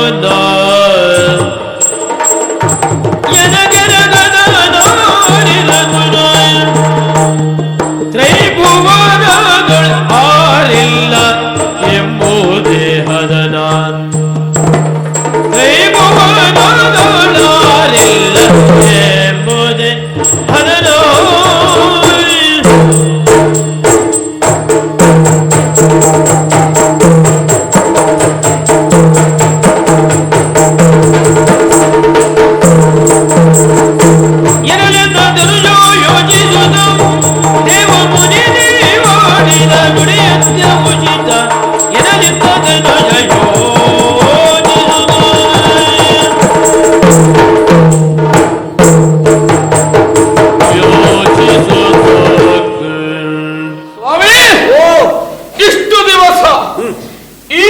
ವಿಷಯದಲ್ಲಿ ನಾ ಯೋಚನೆ ಮಾಡಿದವನೇ ಅಲ್ಲ. ಯೋಚನೆ ಮಾಡ್ಲಿ ಪುರ್ಸತಿ ಆಗ್ಲಿಲ್ವಾ? ಅದಾಗ್ಲಿಲ್ಲ ನೋಡಿ. ಮತ್ತೆ ಯೋಚನೆ ಮಾಡುವುದಕ್ಕೆ ಬಿಡುವಾಗ್ಲಿಲ್ಲ ನನಗೆ. ನಿಮ್ಮಂತವರಿಗೆಲ್ಲ ತೊಲೆ ದೊಡ್ಡ ದೊಡ್ಡ ಕುಂಬಳಕಾಯಿ ಬೆಳೆದದೇ ಬಿಟ್ರೆ ಬುದ್ಧಿ ಅನ್ನುವಂತ ಪದಾರ್ಥ ಅದ್ರೊಳಗೆ ಸೇರುವುದಿಲ್ಲ. ಬುದ್ಧಿ ಉಂಟು, ಸಣ್ಣ ಸಣ್ಣ ವಿಷಯಕ್ಕೆ ಲಕ್ಷ್ಯ ಹಾಕುವುದಿಲ್ಲ. ಬುದ್ಧಿ ಉಂಟು, ಈ ವಿಷಯದಲ್ಲಿ ಸ್ವಲ್ಪ ಕಡಿಮೆ. ಅದೇ ಅದೇ ಅದೇ ಅದು ಯಾವತ್ತೂ ಹಾಗೆ. ಪ್ರಪಂಚದಲ್ಲಿ ಯಾವ ವ್ಯಕ್ತಿಯೇ ಇರಲಿ, ಅವ ಸಾಧನೆ, ಸಂಪತ್ತು, ಹೆಸರು ಇದರ ಹಿಂದೆ ಹೋದ್ನ ಅವನಿಗೆ ಮದುವೆ ಆಗುದಿಲ್ಲ. ಆದ್ರೆ ಅದನ್ನು ಉಳಿಸಿಕೊಳ್ಳಬೇಕು ಅಂತಾದ್ರೆ ಮದುವೆ ಆಗ್ಲೇಬೇಕು. ಈಗ ಉದಾಹರಣೆ ನಾವೇ ಕಾಣುವುದಿಲ್ವಾ? ಹೌದಪ್ಪ. ಮೊದಲು ಸಾಧನೆ ಮಾಡುವ, ಮದುವೆ ಆದ್ಮೇಲೆ ಕೊನೆ ಕಷ್ಟ ಆಗುತ್ತದೆ. ಸಂಪತ್ತು ಕೂಡಿಡುವ, ಕೊನೆ ಕಷ್ಟ ಆಗ್ತದೆ.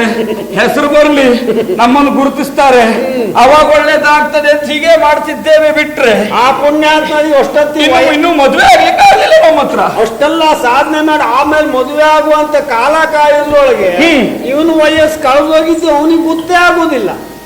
ಅದನ್ನ ನೆನಪಿಸ್ಲಿಕ್ಕೆ ನಿಮ್ಮಂತವ್ರು ಇದ್ದೀರಲ್ಲ. ಅಲ್ಲ ಸಕಾಲಕ್ಕೆ. ಮತ್ತೆ ನನಗೊಂದು ಅಭಿಮಾನ ನಿಮ್ಮ ಮೇಲೆ. ಏನು? ಈ ನಮ್ಮ ಭೂಲೋಕದಲ್ಲಾಗ್ಲಿ ಯಾವುದೇ ಲೋಕದಲ್ಲಾಗ್ಲಿ ಮಾನವರು ಅಥವಾ ದೇವತೆಗಳು ನಾವೇನಾದ್ರೂ ಸಲಹೆ ಕೊಟ್ಟೆವು ಅಂತಾದ್ರೆ ತಕ್ಷಣದಲ್ಲಿ ಅದು ವಿಚಾರಕ್ಕೆ ತಕೊಳ್ಳುವುದಿಲ್ಲ. ಆಗಲ್ಲ. ಮಾತನ್ನು ಹೇಳಿದ ತಕ್ಷಣದಲ್ಲಿ ಅದು ಒಳ್ಳೇದಕ್ಕೆ ಅಂತ ಭಾವಿಸಿಕೊಂಡು ತಕ್ಷಣ ಪ್ರಕ್ರಿಯೆಗೆ ಮುಂದಾಗ್ತಿರಲ್ಲ. ನಮಗೆ ಸ್ವಲ್ಪ ಬುದ್ಧಿ ಉಂಟು. ಯಾಕೆ? ನಮಗಿಂತ ಒಂದು ಸ್ವಲ್ಪ ನಿಮಗೆ ಹೆಚ್ಚು ಬುದ್ಧಿ ಉಂಟು ಅನ್ನೋದು ನಮಗೆ ಗೊತ್ತುಂಟು. ಹಾಗಾಗಿ ನೀವು ವಿಚಾರ ಮಾಡ್ತೀವಿ ಅನ್ನೋದು ನಮಗೆ ತಿಳಿದಿದೆ. ಅದಕ್ಕಾಗಿ ಏನಾದ್ರೂ ಒಂದು ದಾರಿ ತೋರುವ ಸ್ವಾಮಿ, ವಿಚಾರ ಅದಲ್ಲ. ಮದುವೆ ಯಾಕಾಗಲಿಲ್ಲ?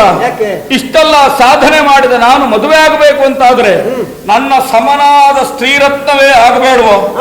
ಹಾಗಾಗಿ ಹೀಗೆ ಪಕ್ಷಿ ನೋಟ ಮಾಡಿದರೆ ಈ ದಂಬೋದ್ಭವನ ಸಾಧನೆಗೆ ಸಮನಾದಂತಹ ನಾರಿ ರತ್ನ ಈ ತ್ರೈಭುವನದಲ್ಲಿ ಎಲ್ಲವೂ ಕಾಣುವುದಿಲ್ಲ.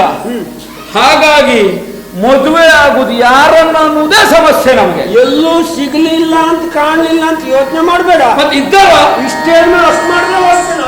ಗುಣರೂಪವಿದ್ಯ ಯೌವನದಿ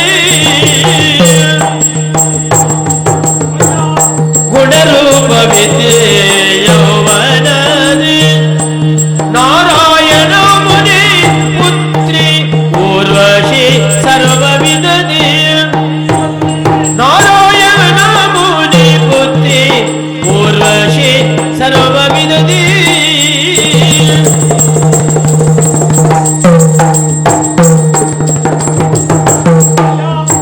ನಿನಗರಕದ ಕನ್ಯೆಯವಳು ನಿನಗರಕದ ಕನ್ಯೆಯವಳು ನಿನಗೆನೆಯಿಲ್ಲ ನಿನಗೆನೆಯಿಲ್ಲ ಅವಳ ನೀವರಿಸಲು ಕೇಳು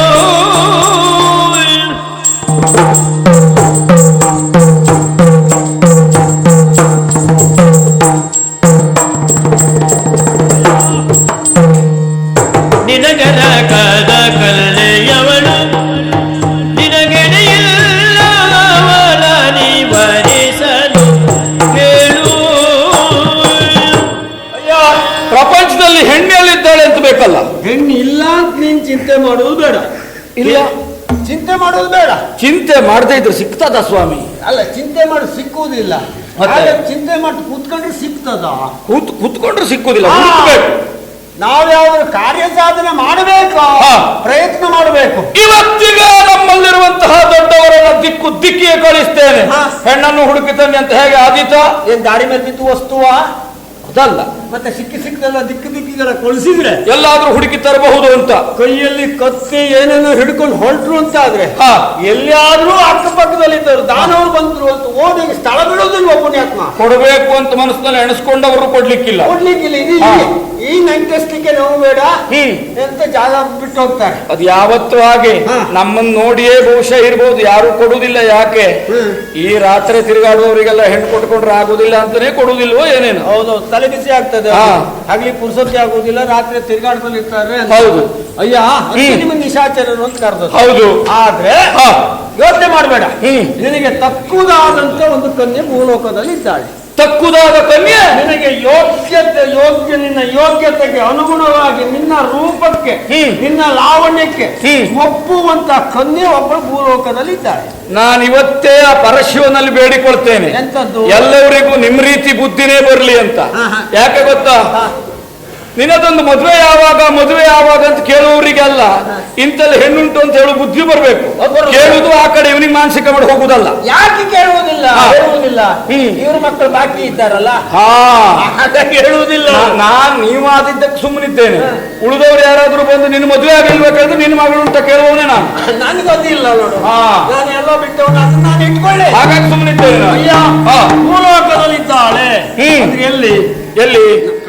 ಒಡನೆ ತೆರಳೈ ಬದರಿ ಕೋಶಮದನೆಗೆ ಒಡನೆ ತೆರಳೈ ಬದರಿ ಕೋಶಮದನೆಗೆ ತವ ಕಾರ್ಯಾರ್ಥ ಸಾಧನ ಪಡಿಸುವುದು ಎಂದೆನುತ ನಾರದ ಬೀಳ್ಕೊಡಲು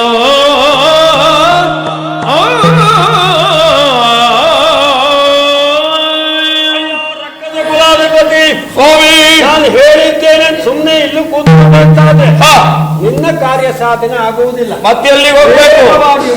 ಭೂಲೋಕಕ್ಕೆ ಹೋಗಿ ಕದಂಬದೆಡೆಗೆ ನಡೆಯ. ಎಲ್ಲಿಗೆ? ಕದಂಬದೆಡೆಗೆ ಹೋಗಿ ಅಲ್ಲಿ ಒಬ್ಬ ಮುನಿ ಇದ್ದಾನೆ, ನರನಾರಾಯಣ ಮುನಿ ಎಂಬುದಾಗಿ. ಅವನಿಗೊಬ್ಬಳು ಮಗಳಿದ್ದಾಳೆ, ಬಹುರೂಪ ಸುಂದರಿ, ಊರ್ವಶಿ ಎಂಬುದಾಗಿ. ಅವಳನ್ನು ನೀನು ವರಿಸಿದೆ ಅಂತ ಆದ್ರೆ ನೀನು ಇಲ್ಲಿರುವುದಿಲ್ಲ. ಮತ್ತೆ ತಕ್ಷಣದ ಮೇಲೆ ಎಂತದ್ದು ಇದೆಲ್ಲ ಬೇಡ. ನೀವು ಇಷ್ಟು ಹೊತ್ತಿನ ಒಳಗೆ ಎಲ್ಲೆಲ್ಲಿ ಹೋಗಿ ನೀನು ಹಾಗೆ ಮಾಡು ಹೀಗೆ ಮಾಡು ಮೇಲೆ ಹೋಗ್ತಿ ಅಂತ ಹೇಳಿದವರೆಲ್ಲ ಎಲ್ಲೆಲ್ಲಿ ಹೋಗಿದ್ದಾರೆ ನನಗೆ ಗೊತ್ತುಂಟು. ನನಗೆ ಕಲಿಸ್ಲಿಕ್ಕೆ ಬರಬೇಡಿ ನೀವು. ಇದು ಮೇಲೆ ಹೋಗ್ತೀರಿ ಅನ್ನೋದಕ್ಕೆ ಸರಿ ಅರ್ಥ ಏನು ಹೇಳೋಗ್ಬೇಕು ನೀವು. ನಾನು ಅವಾಗ ಹೇಳಿದೆ ಒಂದೇ ಮುಖದಲ್ಲಿ ಯೋಚನೆ ಮಾಡಬಾರ್ದು ಅಂತ. ಹಾ. ಈಗಾಗಲೇ ನಿನ್ನ ಯೋಗ್ಯತೆ ಹೆಚ್ಚಿದೆ, ಅವಳನ್ನು ವರಿಸಿದೆ ಅಂತ ಆದ್ರೆ ಹಾ. ನಿನ್ನ ಸ್ಥಾನ ಮಾನ ಗತ್ತು ಗಾಂಭೀರ್ಯ ಹಾ. ಇನ್ನಷ್ಟು ಮೇಲೆ ಹೋಗ್ತದೆ ಅಂತ. ಅವಳನ್ನ ವರಿಸಿದ್ರೆ ನನ್ನ ಭವಿಷ್ಯ ಅನ್ನುವುದು ಉಜ್ವಲ ಆಗುತ್ತದೆ, ಹೌದಪ್ಪ, ನನ್ನ ವಂಶದ ಕುಡಿ ಬೆಳೆಯುತ್ತದೆ, ಬೆಳೀತದೆ. ನನಗೆ ಇನ್ನೂ ಸ್ಥಾನಮಾನ ಸಿಗ್ತದೆ. ಅಬೋ ಮದುವೆ ಅಕ್ಷತೆ ಹಾಕಿ ಕೊಡ್ಬೇಕು ನೀವು. ಆ ರೀತಿ ತಪ್ಪಿಸುವುದಿಲ್ಲ, ಅದಕ್ಕೆ ಬರ್ಲಿಲ್ಲ ಅಂತ ಒಂದು 14 ದಿವಸ ಬರ್ತೆ. ಎಷ್ಟನೇ ದಿವಸಕ್ಕೆ? 14 ದಿವಸಕ್ಕೆ. ಯಾರ್ದು 14? ಅಲ್ಲಪ್ಪ, ನಿನ್ನ ಮದುವೆಯಾಗಿ 14ನೇ ದಿವಸಕ್ಕೆ ವೈಕುಂಠ ಸಮಾರಾಧನೆಗೆ. ಮದುವೆ 14ಕ್ಕೆ ವೈಕುಂಠ ಅಂತ ಹೇಳುದಿಲ್ಲ, ಉತ್ತರ ಕ್ರಿಯೆ 14ಕ್ಕೆ ವೈಕುಂಠ ಅಂತ ಹೇಳುದು. ಯಾರಿಗೆ? ನನಗೆ ಆ ವಿಭಾಗದಲ್ಲಿ ಬಹಳ ಗೊತ್ತಿದ್ರು, ಕೆಲವೆಲ್ಲ ಗೊತ್ತಿದ್ದೇನೆ ನಾನು. ನೀನು ಗೊತ್ತಿದ್ದು ಅಂತ ಹೇಳಲಿಕ್ಕೆ ಹೋದ್ರೆ ಪ್ರಯೋಜನ ಕೊಡುವುದಿಲ್ಲ. ನಾನು ಉದಾಹರಣೆ ಕೊಡ್ತೇನೆ. ಏನು? 14 ಮದುವೆ ಆದ 14ನೇ ದಿವಸಕ್ಕೆ ನೀನು ಇಲ್ಲಿ ಇರುವುದಿಲ್ಲ, ವಿಷ್ಣು ಇದ್ದಾನಲ್ಲ, ಅವನಲ್ಲಿಗೆ ಹೋಗಿ ಅಲ್ಲಿ ನಿನ್ನನ್ನು ನೋಡ್ತೇನೆ ಅಂತ, ಅಲ್ಲಿ ನಿನ್ನ ಹಾಗೆ ಹಾಗೆ ಹಾಗೆ ವೈಕುಂಠದಲ್ಲಿ ನಾನಿರುವ ಚಂದ ನೋಡ್ಲಿಕ್ಕೆ ಬರ್ತೀರಿ ನೀವು. ಬರ್ಬೇಕು ಬರ್ಬೇಕು ನೀವು. ತಪ್ಪಿಸುವುದೇ ಇಲ್ಲ. ನೀವು ತಪ್ಪಿಸಿದ್ರೆ ನಾನೇ ನೀವಿದ್ದಲ್ಲಿ ಬಂದ್ರು ಬಂದೆ. ನಾನು ಸಿಗ್ತೇನೆ ಹೇಳುತ್ತೆ ವಿಶ್ವಾಸ ಇಲ್ಲ. ಆಗ ನಾನು ಹುಡುಕಿಕೊಂಡು ಆ ದಿವಸ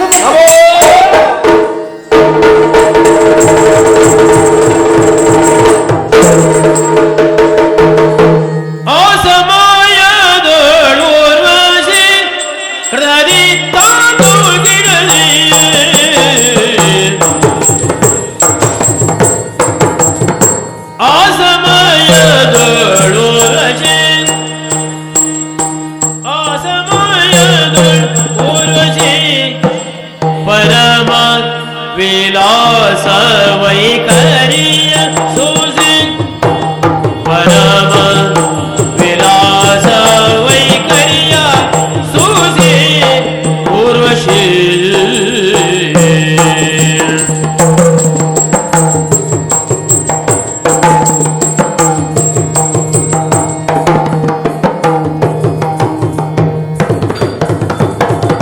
बासुरे ललित विभूषे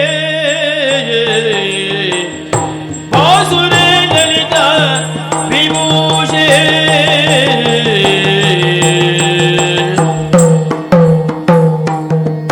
संगीता संगीता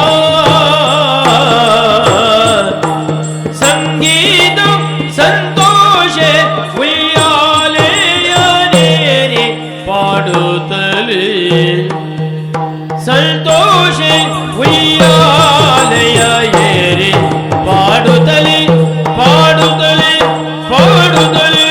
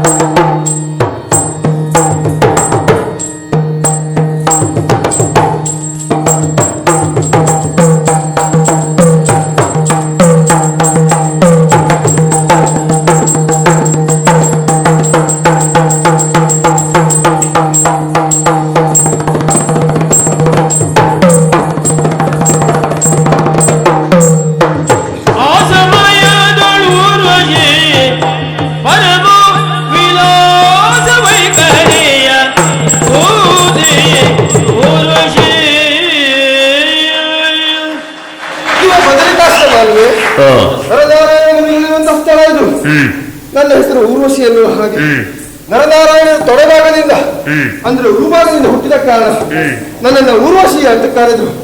ಹುಟ್ಟಿದ ಕ್ಷಣದಲ್ಲಿ ತಂದೆಯಲ್ಲಿ ಕೇಳಿದೆ ನನ್ನ ಉದ್ಯೋಗ ಏನು ಎನ್ನುವ ಹಾಗೆ. ಮಗಳೇ, ಬದರಿಕಾಶ್ರಮದಲ್ಲಿ ಇರು, ಉದ್ಯೋಗ ತಾನಾಗೇ ಬರುತ್ತದೆ ಎನ್ನುವ ಹಾಗೆ ತಂದೆಯ ಆಣತಿಯಂತೆ ಬದರಿಕಾಶ್ರಮದಲ್ಲಿದ್ದವಳು ನಾನು. ಯಾಕೋ ಏನು ಹಾಡಬೇಕು ಕುಡಿಯಬೇಕು ಎನ್ನುವ ಹಾಗೆ ಮನಸ್ಸಾಗುತ್ತಾ ಉಂಟು. ಕಾಣುತ್ತಿರುವ ಉಯ್ಯಾಲೆಯಲ್ಲಿ ಏರಿ ನಾನು ಹಾಡುತ್ತಾ ಸಂತೋಷದಿಂದ ಇರ್ತೇನೆ ಅಂತ ನೋಡೋಣ.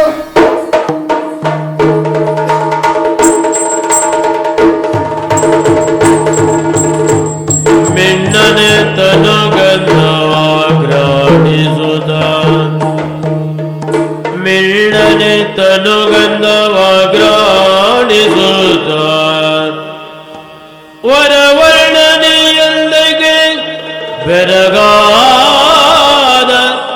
ಬೆರಗಾದ ಬೆರಗಾದ ಸುರೇಶ ಬೆರಗಾದ ಸುರೇಶ ನುಡಿಸಿದನು ತರುಣಿ ಮಣೆಯಳ ಮಧುರ ವಚನದಲ್ಲಿ ಲೋಕೈಕ ಸುಂದರಿಯೇ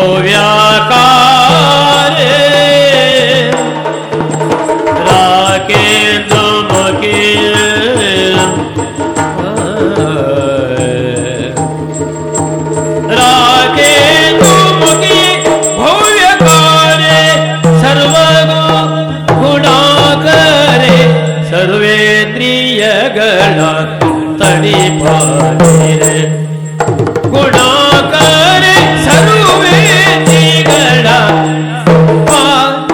ತಡಿಪ ತಡಿಪ ನೀರೇ ಓ ನೀರೇ ಒಯ್ಯಾರೆ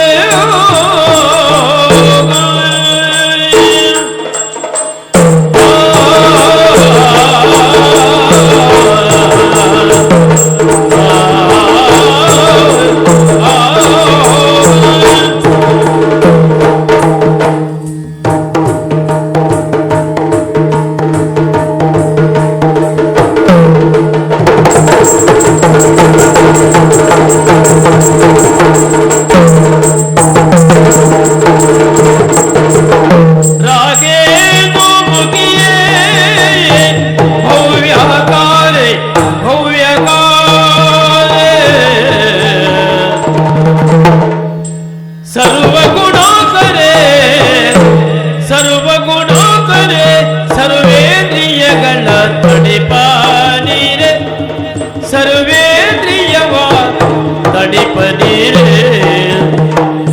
ಲೋಕೈಕ ಸುಂದರಿಯೇ ಊರ್ವಶಿ ಎನ್ನುವಾಕೆಯು ನೀ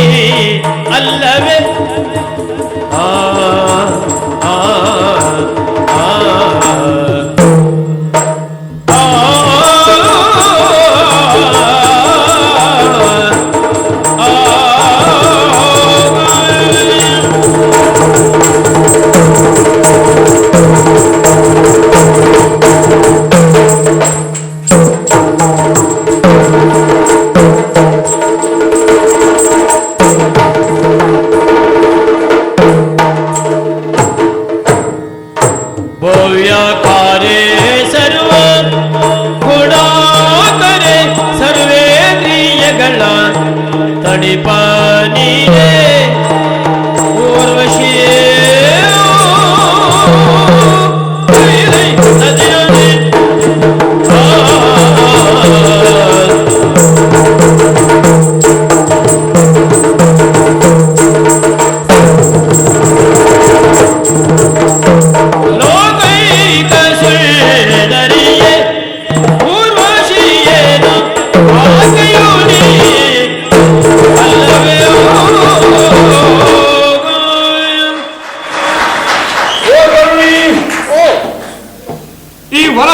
ನೋಡುತ್ತಾ ಈ ಕಡೆಗೆ ಬಂದವ ನಾನು. ಆದರೆ ವನಶ್ರೀಯ ಮಧ್ಯದಲ್ಲಿ ಸೂರ್ಯರಶ್ಮಿಯು ಪ್ರಖರವಾಗಿ ಬೀಳುತ್ತಾ ಇದೆಯೋ ಎನ್ನುವ ಹಾಗೆ ಗೋಚರಿಸುವಂತೆ ಈ ಉಯ್ಯಾಲೆಯಲ್ಲಿ ಕುಳಿತು ಅತ್ತಿಂದಿತ್ತ ಇತ್ತಿಂದತ್ತ ತೂಗಾಡ್ತಾ ಇದ್ದೀಯ ನೀನು. ಹಾಗಾಗಿ ನನ್ನ ಮನಸ್ಸಿನ ಅನಿಸಿಕೆ ಏನು, ಹುಡುಕಿ ಹೊರಟಂತಹ ಬಳ್ಳಿ ಕಾಲಿಗೆ ಸಿಲುಕಿತೋ ಎನ್ನುವಂತಹ ಭಾವನೆ ಮನಸ್ಸಿನಲ್ಲಿ ಮೂಡ್ತಾ ಉಂಟು. ಯಾಕೆ ನೋಡು, ಬಹಳ ಹೊತ್ತು ಕಳೆಯುವುದಿಲ್ಲ, ಸಮಯವೂ ನನಗಿಲ್ಲ ಹೊತ್ತು ಕಳೀಲಿಕ್ಕೆ. ಅಂದ್ರೆ ನೇರ ವಿಷಯಕ್ಕೆ ಬರ್ತೇನೆ. ಅದು ಒಳ್ಳೆ ಲೋಕೈಕ ಸುಂದರಿ ಎನ್ನುವುದರಲ್ಲಿ ಯಾವ ಅನುಮಾನವೂ ಇಲ್ಲ. ಸರಿ, ಯಾಕೆ ಯಾಕೆ ನಿನ್ನ ರೂಪವನ್ನು ನೋಡಿದ ನಾನೇ ಸ್ಪಷ್ಟವಾಗಿ ಆಡ್ತೇನೆ. ಹಿಂದೆ ಹಲವರು ಆಡಿದ್ರು ನನ್ನಲ್ಲಿ, ಇವತ್ತು ನಾನು ಅದನ್ನೇ ಆಡ್ತೇನೆ. ಏನು, ಲೋಕೈಕ ಸುಂದರಿ ನೀನು.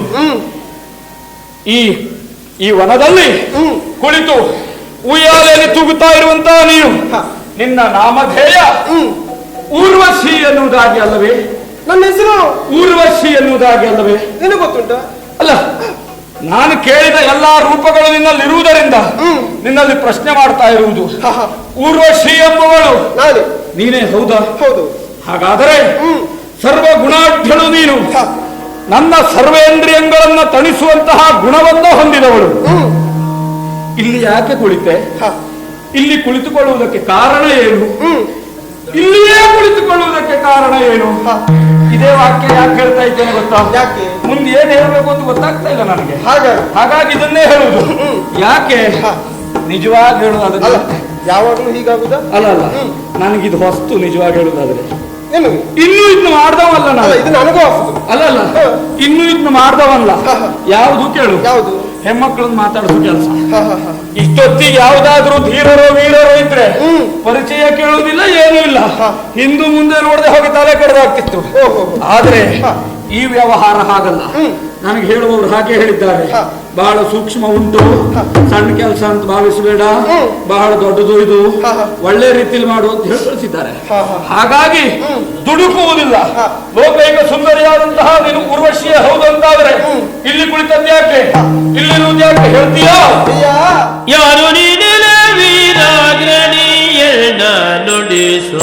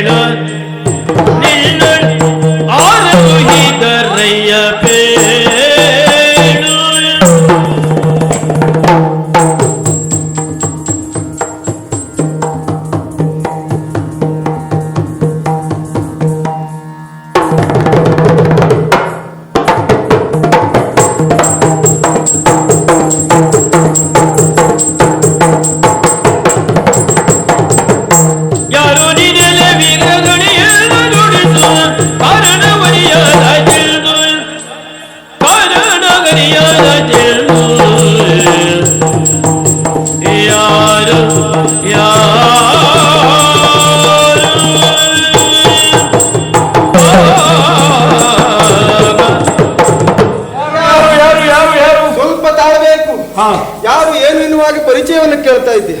ಅಲ್ಲ, ಪರಿಚಯ ನನಗೆ ಗೊತ್ತುಂಟು. ನನಗೆ ಆಶ್ಚರ್ಯ ಆಗಿದ್ದದು. ಪ್ರಶ್ನೆ ನನ್ನದ್ದು. ಊರ್ವಶಿಯೇ ನೀನು ಹೌದು ಅಂತ ಹೇಳಿದೆ ನೀನು. ಹೌದಪ್ಪ, ನಾನೇ ಊರ್ವಶಿ. ಅದರಲ್ಲಿ ಸ್ವಲ್ಪವೂ ಸುಳ್ಳಿಲ್ಲ.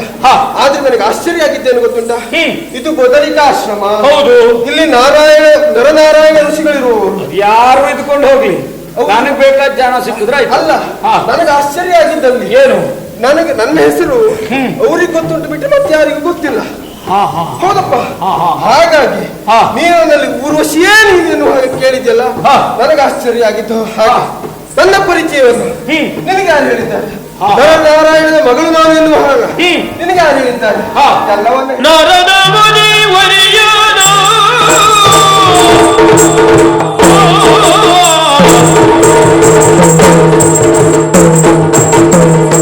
ನಾರದ ಮುನಿ ವರಿಯನ ಮತದಿ ಬಳ್ಳೆ ನೀರಜ ನಯನೇನ ಮತದಿ ಬಳ್ಳೆ ನೀರಜ ನಯನೇನ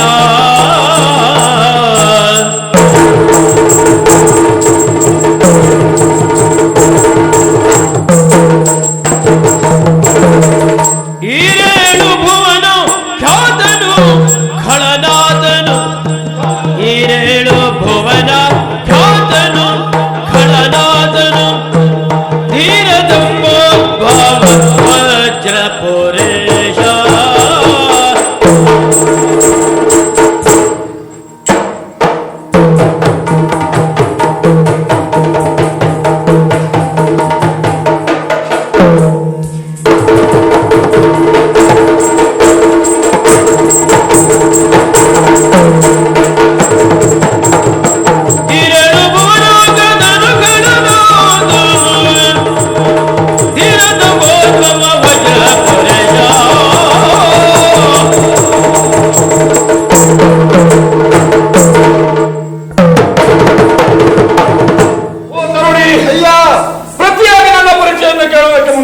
ಹೌದು. ಈರೇಳು ಭುವನದಲ್ಲಿ ವೀರನೆಂಬಾತ ದಂಬೋದ್ಭವ ನಾನೇ. ಆ ದಂಬೋದ್ಭವ ಪರಮ ಸಾಹಸಿ ನಾನೇ. ಇನ್ನು ನಿನ್ನ ಪರಿಚಯ ಹೇಗೆ ತಿಳಿಯಿತು? ಹೇಗೆ? ನಾರದ ಮುನಿಗಳು ನನ್ನಲ್ಲಿ ಬಂದು ಆಡಿದ್ದರಿಂದಲೇ ನಿನ್ನ ಪರಿಚಯ ನನ್ನ ಪಾಲಿಗೆ ತಿಳಿಯಿತು. ಈಗಲೂ ಮತ್ತಷ್ಟೇ ಸುತ್ತುವರಿಸುವುದಿಲ್ಲ, ನೇರ ವಿಷಯ ಹೇಳ್ತೇನೆ. ನನ್ನನ್ನ ಮದುವೆ ಆಗ್ತೀಯ ಇಲ್ವಾ ನೀನು? ದಂಬೋಕ್ತವಾಕ್ಯದ ಕೀರ್ತಿ ವೈಭವದ ದಂಬೋದ್ಭವಾಕ್ಯದ ಕೀರ್ತಿ ವೈಭವದ ಸರಂಭವನರಿವೆ ಮೊದಲೇ ಸರಂಭವನರಿವೆ ಅರಿವೆ ನಾ ಮೊದಲೇ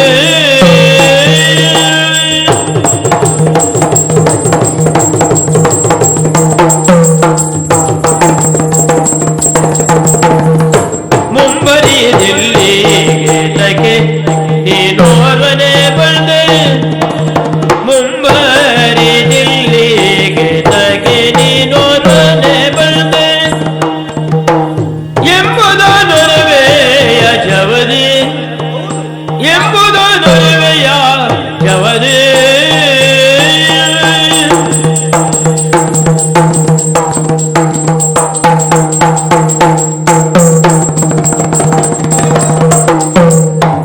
ಮುಂಬರಿ ದಿಲ್ಲಿಗೆ ತಗೆ ನೀನೋರ್ವನೆ ಬಂದೆ ಎಂಬುದ ನೊರವೆಯ ಜವದಿ ನೀನು ದಂಬೋದ್ಭವ ಸತ್ತ ಹಾಳಾಗೋಗ್ಲಿ. ಯಾರು ಹಾಗಲ್ಲ ಹಾಗಲ್ಲ, ನಿನಗೆ ಹೇಳಿದ್ದಲ್ಲ, ನನ್ನ ಬುದ್ಧಿಗೆ ನಾನು ಹೇಳಿಕೊಂಡಿದ್ದು. ನನ್ನ ಎದುರಿಗೆ ಬಂದವರು ಸತ್ತಾಳ ಹೋಗ್ಲಿಕ್ಕೆ ಅಂತೇಳು. ಹಾಗಲ್ಲಪ್ಪ, ನನ್ನ ಬುದ್ಧಿಗೆ ಹೇಳಿಕೊಂಡೆ. ಯಾಕೆ ಗೊತ್ತುಂಟ? ಮತ್ತೆ ನಿನ್ನ ಕುರಿತಾಗಿ ನಾನು ಕೇಳಿದವಳು. ನಾನು ಕೇಳಿದ ಹಾಗೆ ನೀನಿದ್ದೀಯ. ಅತಿ ರೂಪವಂತನು ಹೌದು, ಅತಿ ಶೌರ್ಯವಂತನು ಹೌದು, ಅತಿ ಅತಿ ಅತಿ ರೂಪವಂತನು ಹೌದು, ಇನ್ನೊಂದು ಹೇಳು. ಅತಿ ರೂಪವಂತನು ಹೌದು. ಹೆಮ್ಮೆ ಆಯ್ತು. ನನ್ನಷ್ಟಂತ ಹೌದು. ವಿಷಯ ಹೇಳಿದ್ದು ಆಯ್ತಪ್ಪ. ಹಾಗೆ ಹೆಣ್ಣಿನಷ್ಟು ಗಂಡು ಚಂದ ಇರ್ಲಿಕ್ಕೆ ಸಾಧ್ಯ ಉಂಟು? ಸಾಧ್ಯವೇ ಇಲ್ಲ, ಸಾಧ್ಯವೇ ಇಲ್ಲ. ಹಾಗಾಗಿ ನಿನ್ನ ವೈಭವದ ಕುರಿತಾಗಿ, ವೈಭವದ ಆಡಳಿತದ ಕುರಿತಾಗಿ ನಾನು ಎಷ್ಟೋ ಬಾರಿ ಕೇಳಿದವಳು. ನಾವು ಪ್ರಚಾರದಲ್ಲಿದ್ದೇವೆ. ಪ್ರಚಾರದಲ್ಲಿ ಬಹಳ ಇದ್ದೀನಿ ನೀವು. ಹಾಗಾಗಿ ನೀವೇ ಎದುರಿಗೆ ಬಂದ್ರು, ನೀವೇ ಗಂಗೋದ್ಭವ ಎನ್ನುವ ಹಾಗೆ ನನಗೆ ಗುರುತು ಹಿಡಿಯುವುದಕ್ಕಾಗ್ಲಿಲ್ವಲ್ಲ, ಪರಿಚಯ ಸಿಗ್ಲಿಲ್ವಲ್ಲ. ಇದು ಯಾವ ಲೆಕ್ಕದ ಪ್ರಚಾರ ಅಂತ ತಿಳಿಲಿಲ್ಲ ನನಗೆ. ಯಾಕೆ? ಬಹಳ ಪ್ರಚಾರದಲ್ಲಿದ್ದೀರಿ, ನೀವು ಯಾರು ಅಂತ ಗೊತ್ತಿಲ್ಲ ಅಂದ್ರೆ. ಹಾಗಲ್ಲ, ನಿಮ್ಮನ್ನು ನಾನು ಇದುವರೆಗೂ ನೋಡಿದವಳಲ್ಲ. ಹಾಗೆ ನೋಡಿ ಪರಿಚಯ ಇಲ್ಲ, ಕೇಳಿ ಪರಿಚಯ ಉಂಟು, ನಿಮ್ಮ ಹೆಸರನ್ನ ಕೇಳಿ ಪರಿಚಯ ಉಂಟು. ಹಾಗೆ ಹಾಗಾಗಿ ದಂಬೋದ್ಭವ ನೀವು. ನಾವು ಒಂದು ರೀತಿ ಆಕಾಶದಲ್ಲಿರುವ ಚಂದ್ರ ಸೂರ್ಯರ ಹಾಗೆ ಕಣ್ಣಿಗೆ ಕಾಣ್ತೇವೆ, ಆದ್ರೆ ಕೈಗೆ ಸಿಗುದು.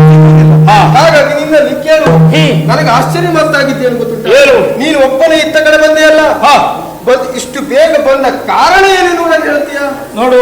ಏನು? ನನಗೆ ಆತುರ ಹೆಚ್ಚು. ನಾನು ಕೊನೆಗೆ ಹೇಳುದನ್ನು ಮೊದಲೇ ಹೇಳಿ ಮುಗಿಸಿದ್ದೇನೆ, ತಪ್ಪು ಅಂತ ಭಾವಿಸ್ಬೇಡ.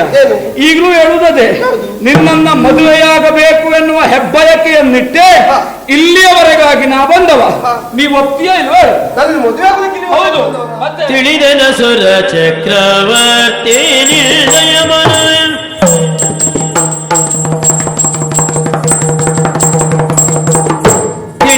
ಸುರ ಚಕ್ರವರ್ತಿ ನಿರ್ಣಯ ಮನದಲವದು ಬಹಳ ಲೇಸಾಯ್ತು ಲೇಸಾಯ್ತು ಲೇಸಾಯ್ತು.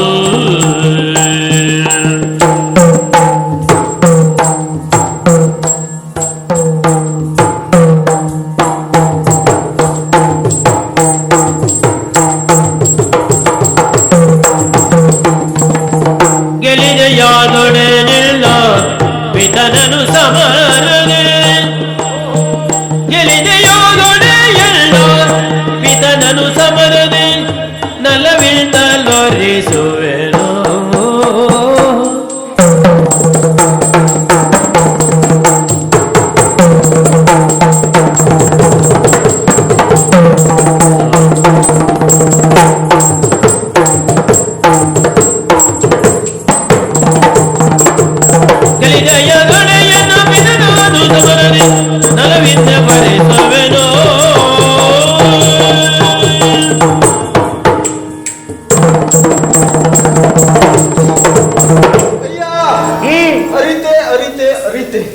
ನಿನ್ನ ಮನದ ಬಯಕೆ ಏನೆನ್ನುವುದನ್ನು ನನಗೆ ಗೊತ್ತಾಯಿತು.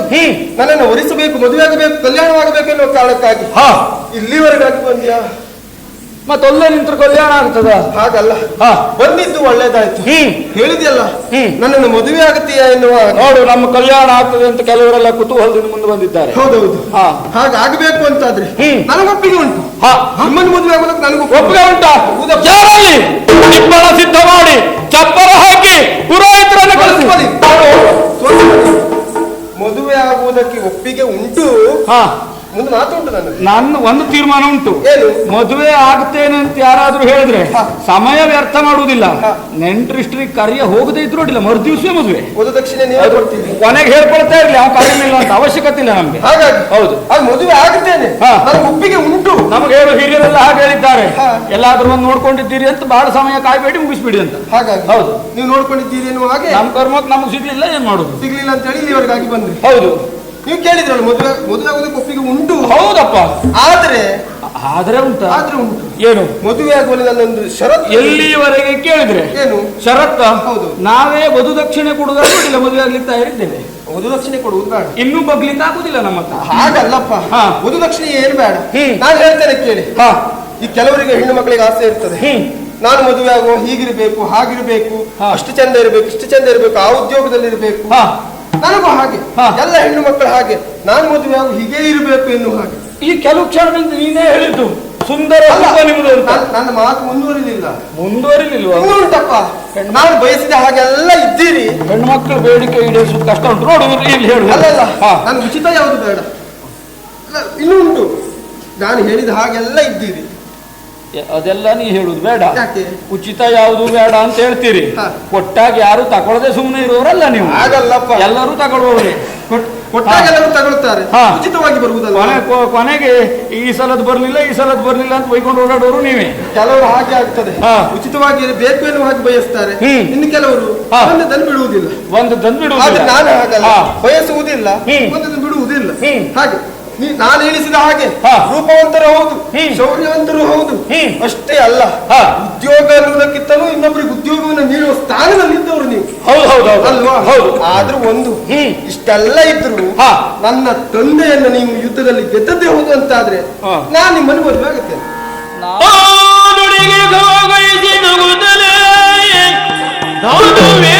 ಗಜರು ತೆಲೆಗೆ ಏನು ನೋಡಿದೆ, ಏನೇ ನೋಡಿದೆ ಬಡಗು ಮುನಿ ಘೋರಕ್ಕೆ ಬರುವುದುಂಟೆ.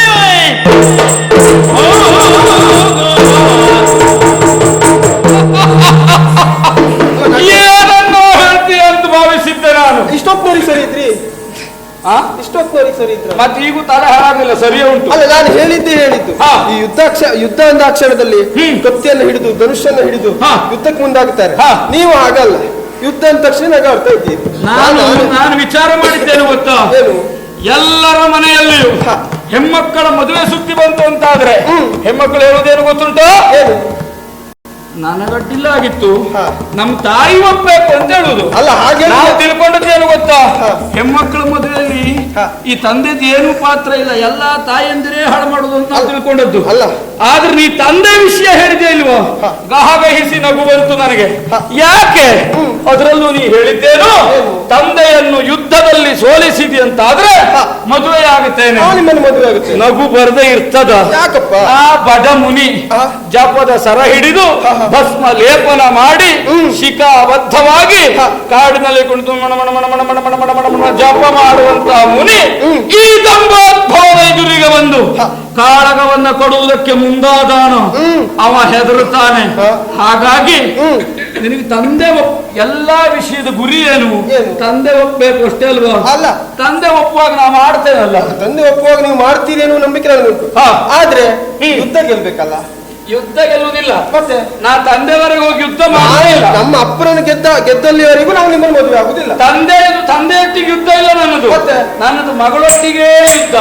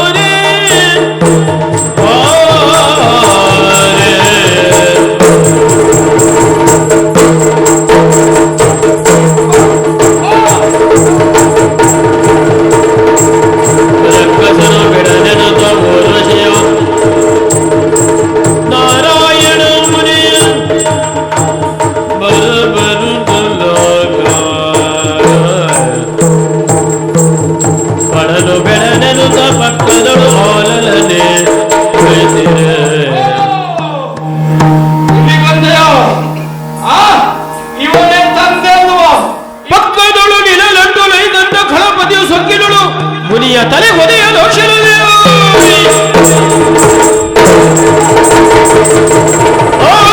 ಕೈಲಿಟ್ಟು ನೋವೇಳು ಸತ್ತು ನಿಜ ಹಿಡಿದ ಪರಿಗಳನ್ನು ರಾಕ್ಷಸನ ವರ್ತಿಸಲು ಮೇಲೆಂದು ಮುಳಿದ ಆ ಲಾಕ್ಷನೆಂಬಂತೆ ಕ್ರೋಧದಲ್ಲಿ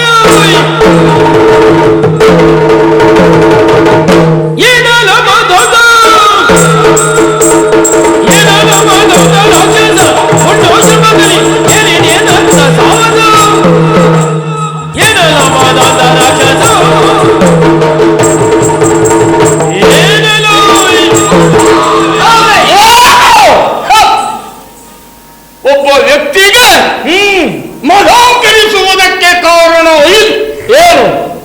ರೂಪ, ಯೌವನ, ಅಧಿಕಾರ, ಐಶ್ವರ್ಯ, ವಿದ್ಯೆ, ಅದೆಲ್ಲ ಸೇರಿಯೇ ಮತ ಉಂಟು ಅಂತಲೇ ತಿಳ್ಕೊ. ನಿನ್ನನ್ನು ಕಂಡಾಗಲೇ ಗೊತ್ತಾಯ್ತು ನೀನು ಒಂದರಿಂದ ಮತ ಏರಿದ್ದಲ್ಲ, ಮತ್ತೇನು 5 ನಿನ್ನಲ್ಲಿ ಉಂಟು ಅಂತ. ಇರಲ್ಲ, ಎಲ್ಲವೂ ಮತ ಅಂತಾನೆ. ತಪೋಭೂಮಿಯಾಗಿರುವ ಈ ಬದರಿಕಾಶ್ರಮದಲ್ಲಿ ಬಂದು ಅಬಲೆಯಾಗಿರುವ ಹೆಣ್ಣಿನ ಮೈಮೇಲೆ ಕೈ ಹಾಕಿ. ಸ್ವಲ್ಪ ಸುಮ್ಮನಿರ, ಅಬಲೆಯಾದದಕ್ಕೆ ಕೈ ಹಾಕ್ಲಿಕ್ಕೆ ಹೋಗಿದ್ದು. ಇದೇ ನಿನ್ನಂತ ಮೂರ್ಖರು ಮಾಡುವ ಕೆಲಸ. ಏನು? ಬಲ ಇದ್ದವರಲ್ಲಿ ಹೋರಾಡುವುದಕ್ಕೆ ನಿಮಗೆ ನೈತಿಕ ಬಲದ ಕೊರತೆ. ಯಾರೇ ಇದ್ದು ನಿನಗೆ? ಯಾರು ಅಬಲರಾಗಿದ್ದಾರೋ ಅವರಲ್ಲಿ ನಿಮ್ಮ ಬಲ ಪ್ರದರ್ಶನ ಯಾರು ಹೇಳುವುದೇನು? ದೃಶ್ಯ ಕಂಡ ಮೇಲೆ ಸತ್ಯಕ್ಕೆ ಸಾಕ್ಷಿ ಬೇಕು. ಬಲ ಇದ್ದವ ಬಂದು ತಡೆದಿದ್ರೆ ಹೊಡೆದು ಬೀಸಾಡ್ತಿದ್ದೆ. ಮಧಾಂಧ, ಏನು ನೀನು ನಿನ್ನಂತವನಿಗೆ ಏರುವುದೇ ಹೀಗೆ. ಸಾಧನೆ ಪಥದಲ್ಲಿ ಸಾಗುವುದನ್ನ ಬಿಟ್ಟು ಸಾಧಿಸಬೇಕಾದದನ್ನ ಸಾಧಿಸಿ ಗುರಿಯನ್ನ ಹೊಂದುವುದಕ್ಕೆ ಬಿಟ್ಟು ಅಸಂಬದ್ಧವಾಗಿ ವ್ಯವಹರಿಸ್ತಾ ಇದ್ದರೆ ಜಾಗ್ರತೆ. ಮುಚ್ಚಪ್ಪಾಯೆ ಮರಳು ಮನೆಯ ಲೋಕತ್ರಯವ ಮರಳು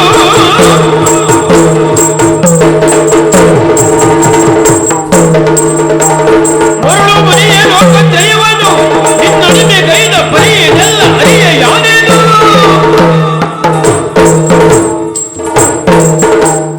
ಮರಳು ಮನೆಯ ಲೋಕತ್ರಯವನ್ನು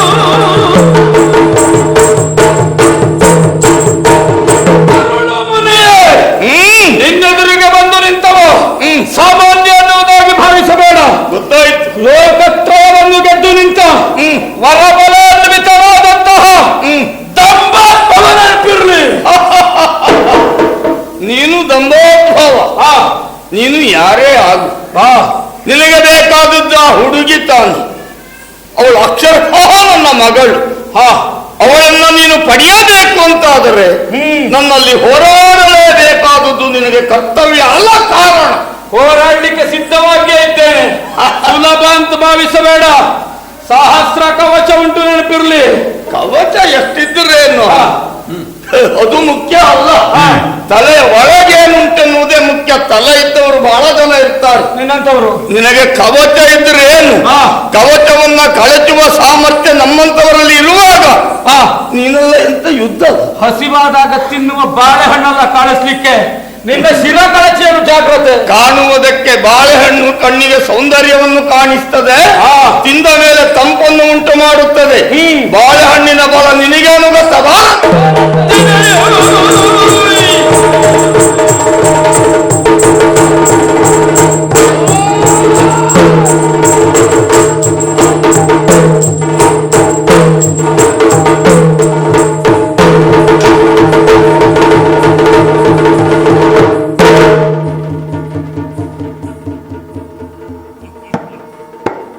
ಹಿಂದೆಗೆಯದ ಕದನ ಕರ್ಕಜರನ್ನು ಕಾದುವ ಗೊಡೆಯ 1,000 ವರುಷದಲ್ಲಿ ಒಂದಿನಂದದಲ್ಲಿ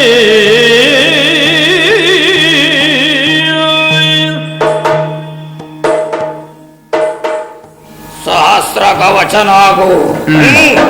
ಶಿವ ಕೊಟ್ಟವರ ಅದರಲ್ಲಿ ಒಂದು ಕವಚ ಕಳಚಿದೆ.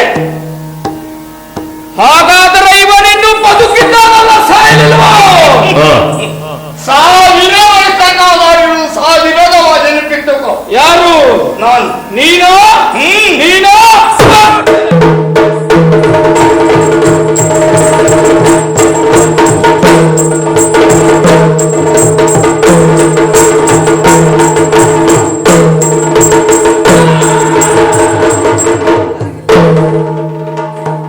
ಈ ದರದೊಳದ್ಭುತಗಳು ಬರೀ ವಿರೀತ ದೋನೆಂದ್ರೊಳಲು ಕಾದುದಿರಲಿ ಏನೆಂಬೆ ಭೂತಳು ಕಂಪಿಸಿದ ಭಯ ಹುರಿಗದವಳು ಭೂತಾವಳಿಯ ಹೃದಯಗಳಲ್ಲಿ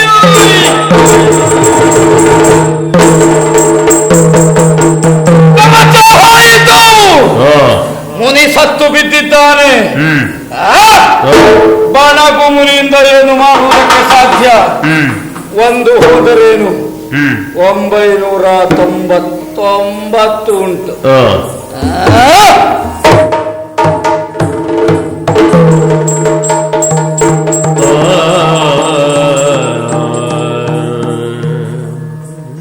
ಸತ್ತಿದ್ದು ಅಲ್ಲ, ಸೋತಿದ್ದು ಅಲ್ಲ.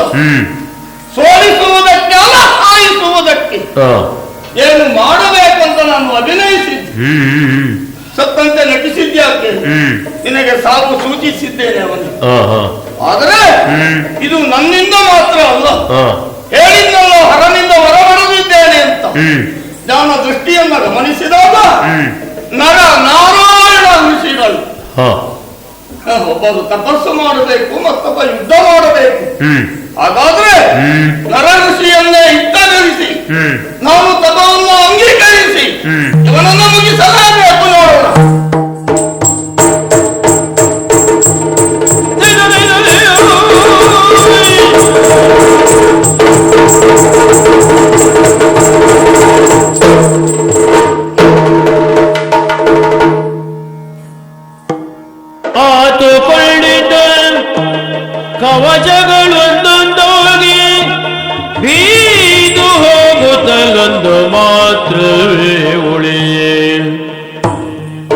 ಹೊತ್ತುಕೊಂಡಿದ್ದ ಕವಚಗಳೊಂದೊಂದಾಗಿ ಬೀತು ಹೋಗುವುದರೊಂದು ಮಾತ್ರವೇ ತಾನುಳಿಯಲೀತಗಳು ಸಾಮಾನ್ಯದವರಲ್ಲ. ಈತಗಳು ಸಾಮಾನ್ಯದವರಲ್ಲ, ಉಳಿಗಾಲವಿಲ್ಲ ಉಳಿಗಾಲವಿಲ್ಲ ತನಗೆ ನುತಿಸಲು.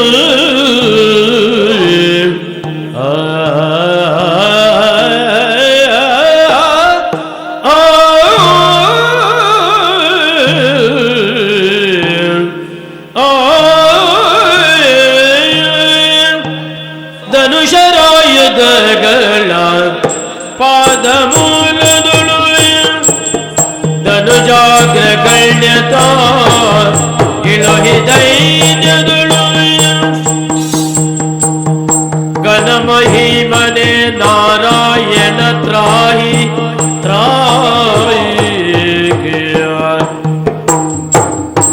ಘನಮಹಿಮನೆ ನಾರಾಯಣ ತ್ರಾಹಿ ಎನ್ನುತ್ತಲೇ ಶರಣೋಗಿ ಪರಮಟ್ಟು ನುತಿಸಿದ. ವಿನಯದಿ ಕಳರಾಯನು ಓ ಸ್ವಾಮಿಯೇ ಮನ ಕರಿವಾಯಿತಿಲ್ಲ ನೀನಾರೆಂಬುದ ಎಣಿಸದೆ ಗೈದುದನು ಕ್ಷಮಿಸಿ ಪವನಧಿಯು ಪಾರುಗಾಡಿಸಿ ಪರನೇನು ವನದಿಯ ಪಾರುಗಾಡಿಸಿ ಪರನೇನು ಮುನಿಯೇ.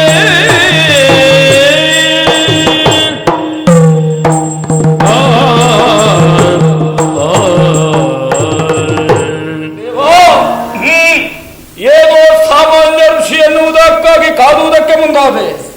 ಆದರೆ ನೀವೀರುವರು ಸೇರಿ ಸಹಸ್ರ ವರ್ಷಗಳ ಕಾಲದ ರಣ, ಸಹಸ್ರ ವರ್ಷಗಳ ಕಾಲದ ತಪಸ್ಸನ್ನು ಆಚರಿಸುವುದರ ಮೂಲಕ ನಿಜ ನನ್ನ 999 ಕವಚಗಳು ಭೇದಿಸ. ಈಗ ಅರಿತೆ ನೀನ್ ಯಾರು, ನೀನು ಸಾಕ್ಷಾತ್ ಎಲ್ಲಿಂದ ಬಂದವ ಎನ್ನುವುದನ್ನು ಅರಿತಿದ್ದೇನೆ ದೇವ. ಇದು ನನ್ನ ಕೂರಸಿಯನ್ನು, ಸೂರ್ಯಹಾಸವನ್ನು, ಧನುಷರಾದಿಗಳನ್ನು ನಿನ್ನ ಪಾದತಲದಲ್ಲಿ ಇಟ್ಟಿದ್ದೇನೆ. ಕಾರಣ ಈ ಭವಾಬ್ದಿಯಿಂದ ನನ್ನನ್ನು ಸಲಹಬೇಕು ದೇವಾ, ಸಲಹಬೇಕು. ದೈತ್ಯ ಕುಲೇಶನೆ ನಿಜವನರಿದೆಯ ಮತ್ತದೆಯನ್ನು ಅಡಿಗೆರಗಿದೆಯ ಅಡಿಗೆರಗಿದೆಯ ಮುತ್ತಿದ್ದ ದೋಷಲೆ ಬಂಗಾಳ ಕಳೆದುತ್ತೆ ಪತ್ತಿದ್ದ ಕವಚಗಳ ಅಡಿಯಲು ನಿನ್ನಯ ಚಿತ್ತ ಶುದ್ಧವಾರಾಯಿತು ಕೇಳೆಯ.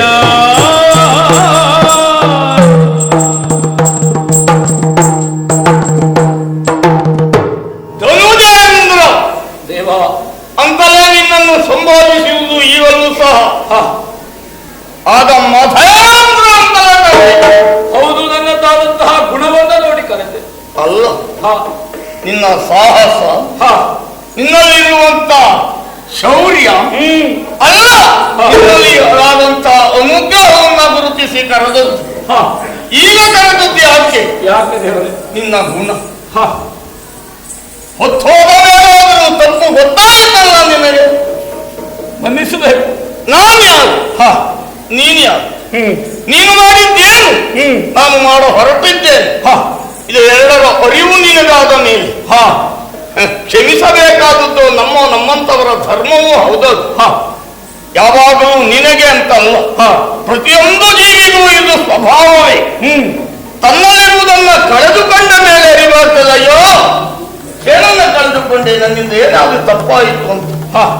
ಕೈಯಲ್ಲಿ ಇರುವಾಗ ಗೊತ್ತಾಗುವುದಿಲ್ಲ ನಾನೇನು ಮಾಡಬೇಕು ಎನ್ನುವುದು. ಹೌದು, 999 ಕವಚಗಳು ಕಳಚಿ ಬಿದ್ದ ಮೇಲೆ ನೀನು ತಪ್ಪನ್ನ ಒಪ್ಪಿಕೊಂಡು ಬೇಡುವುದೇನು?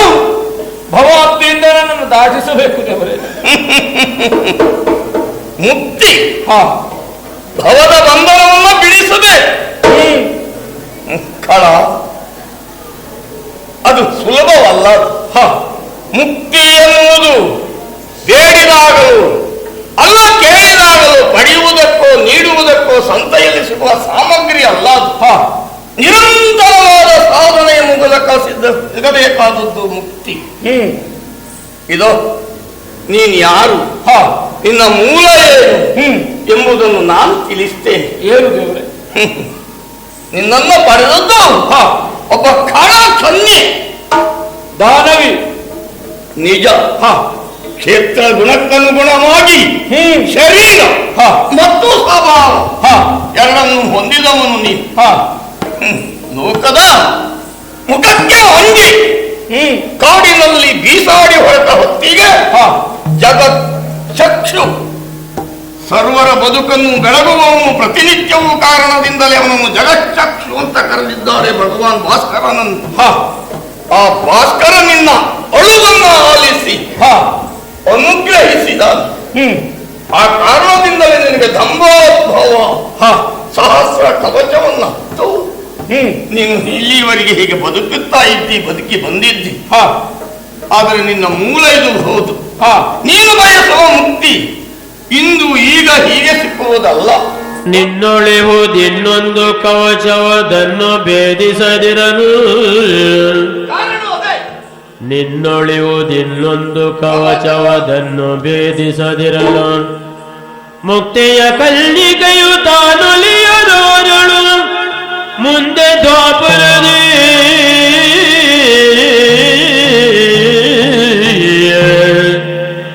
ನಿನ್ನೊಳಾನರ ಸೆಣಸೆ ಸಾರಥಿಯನ್ನಿಸುತ್ತೆ, ನಿನ್ನೊಳಾನರ ಸೆಣಸೆ ಸಾರಥಿಯನ್ನಿಸುತ್ತೆ, ನಿನಗಿವೆ ಮೋಕ್ಷವ, ನಿನಗಿವೆ ಮೋಕ್ಷವ ಸನ್ನುತನಲ್ಲಿ, ಅದುವರೆಗೆ ಸವಿತಾರನನ್ನು ಭಜಿಸು, ಅವನನ್ನೇ ಭಜಿಸದೆ ಅದುವರೆಗೆ ಸವಿತಾರನನ್ನು ಭಜಿಸು.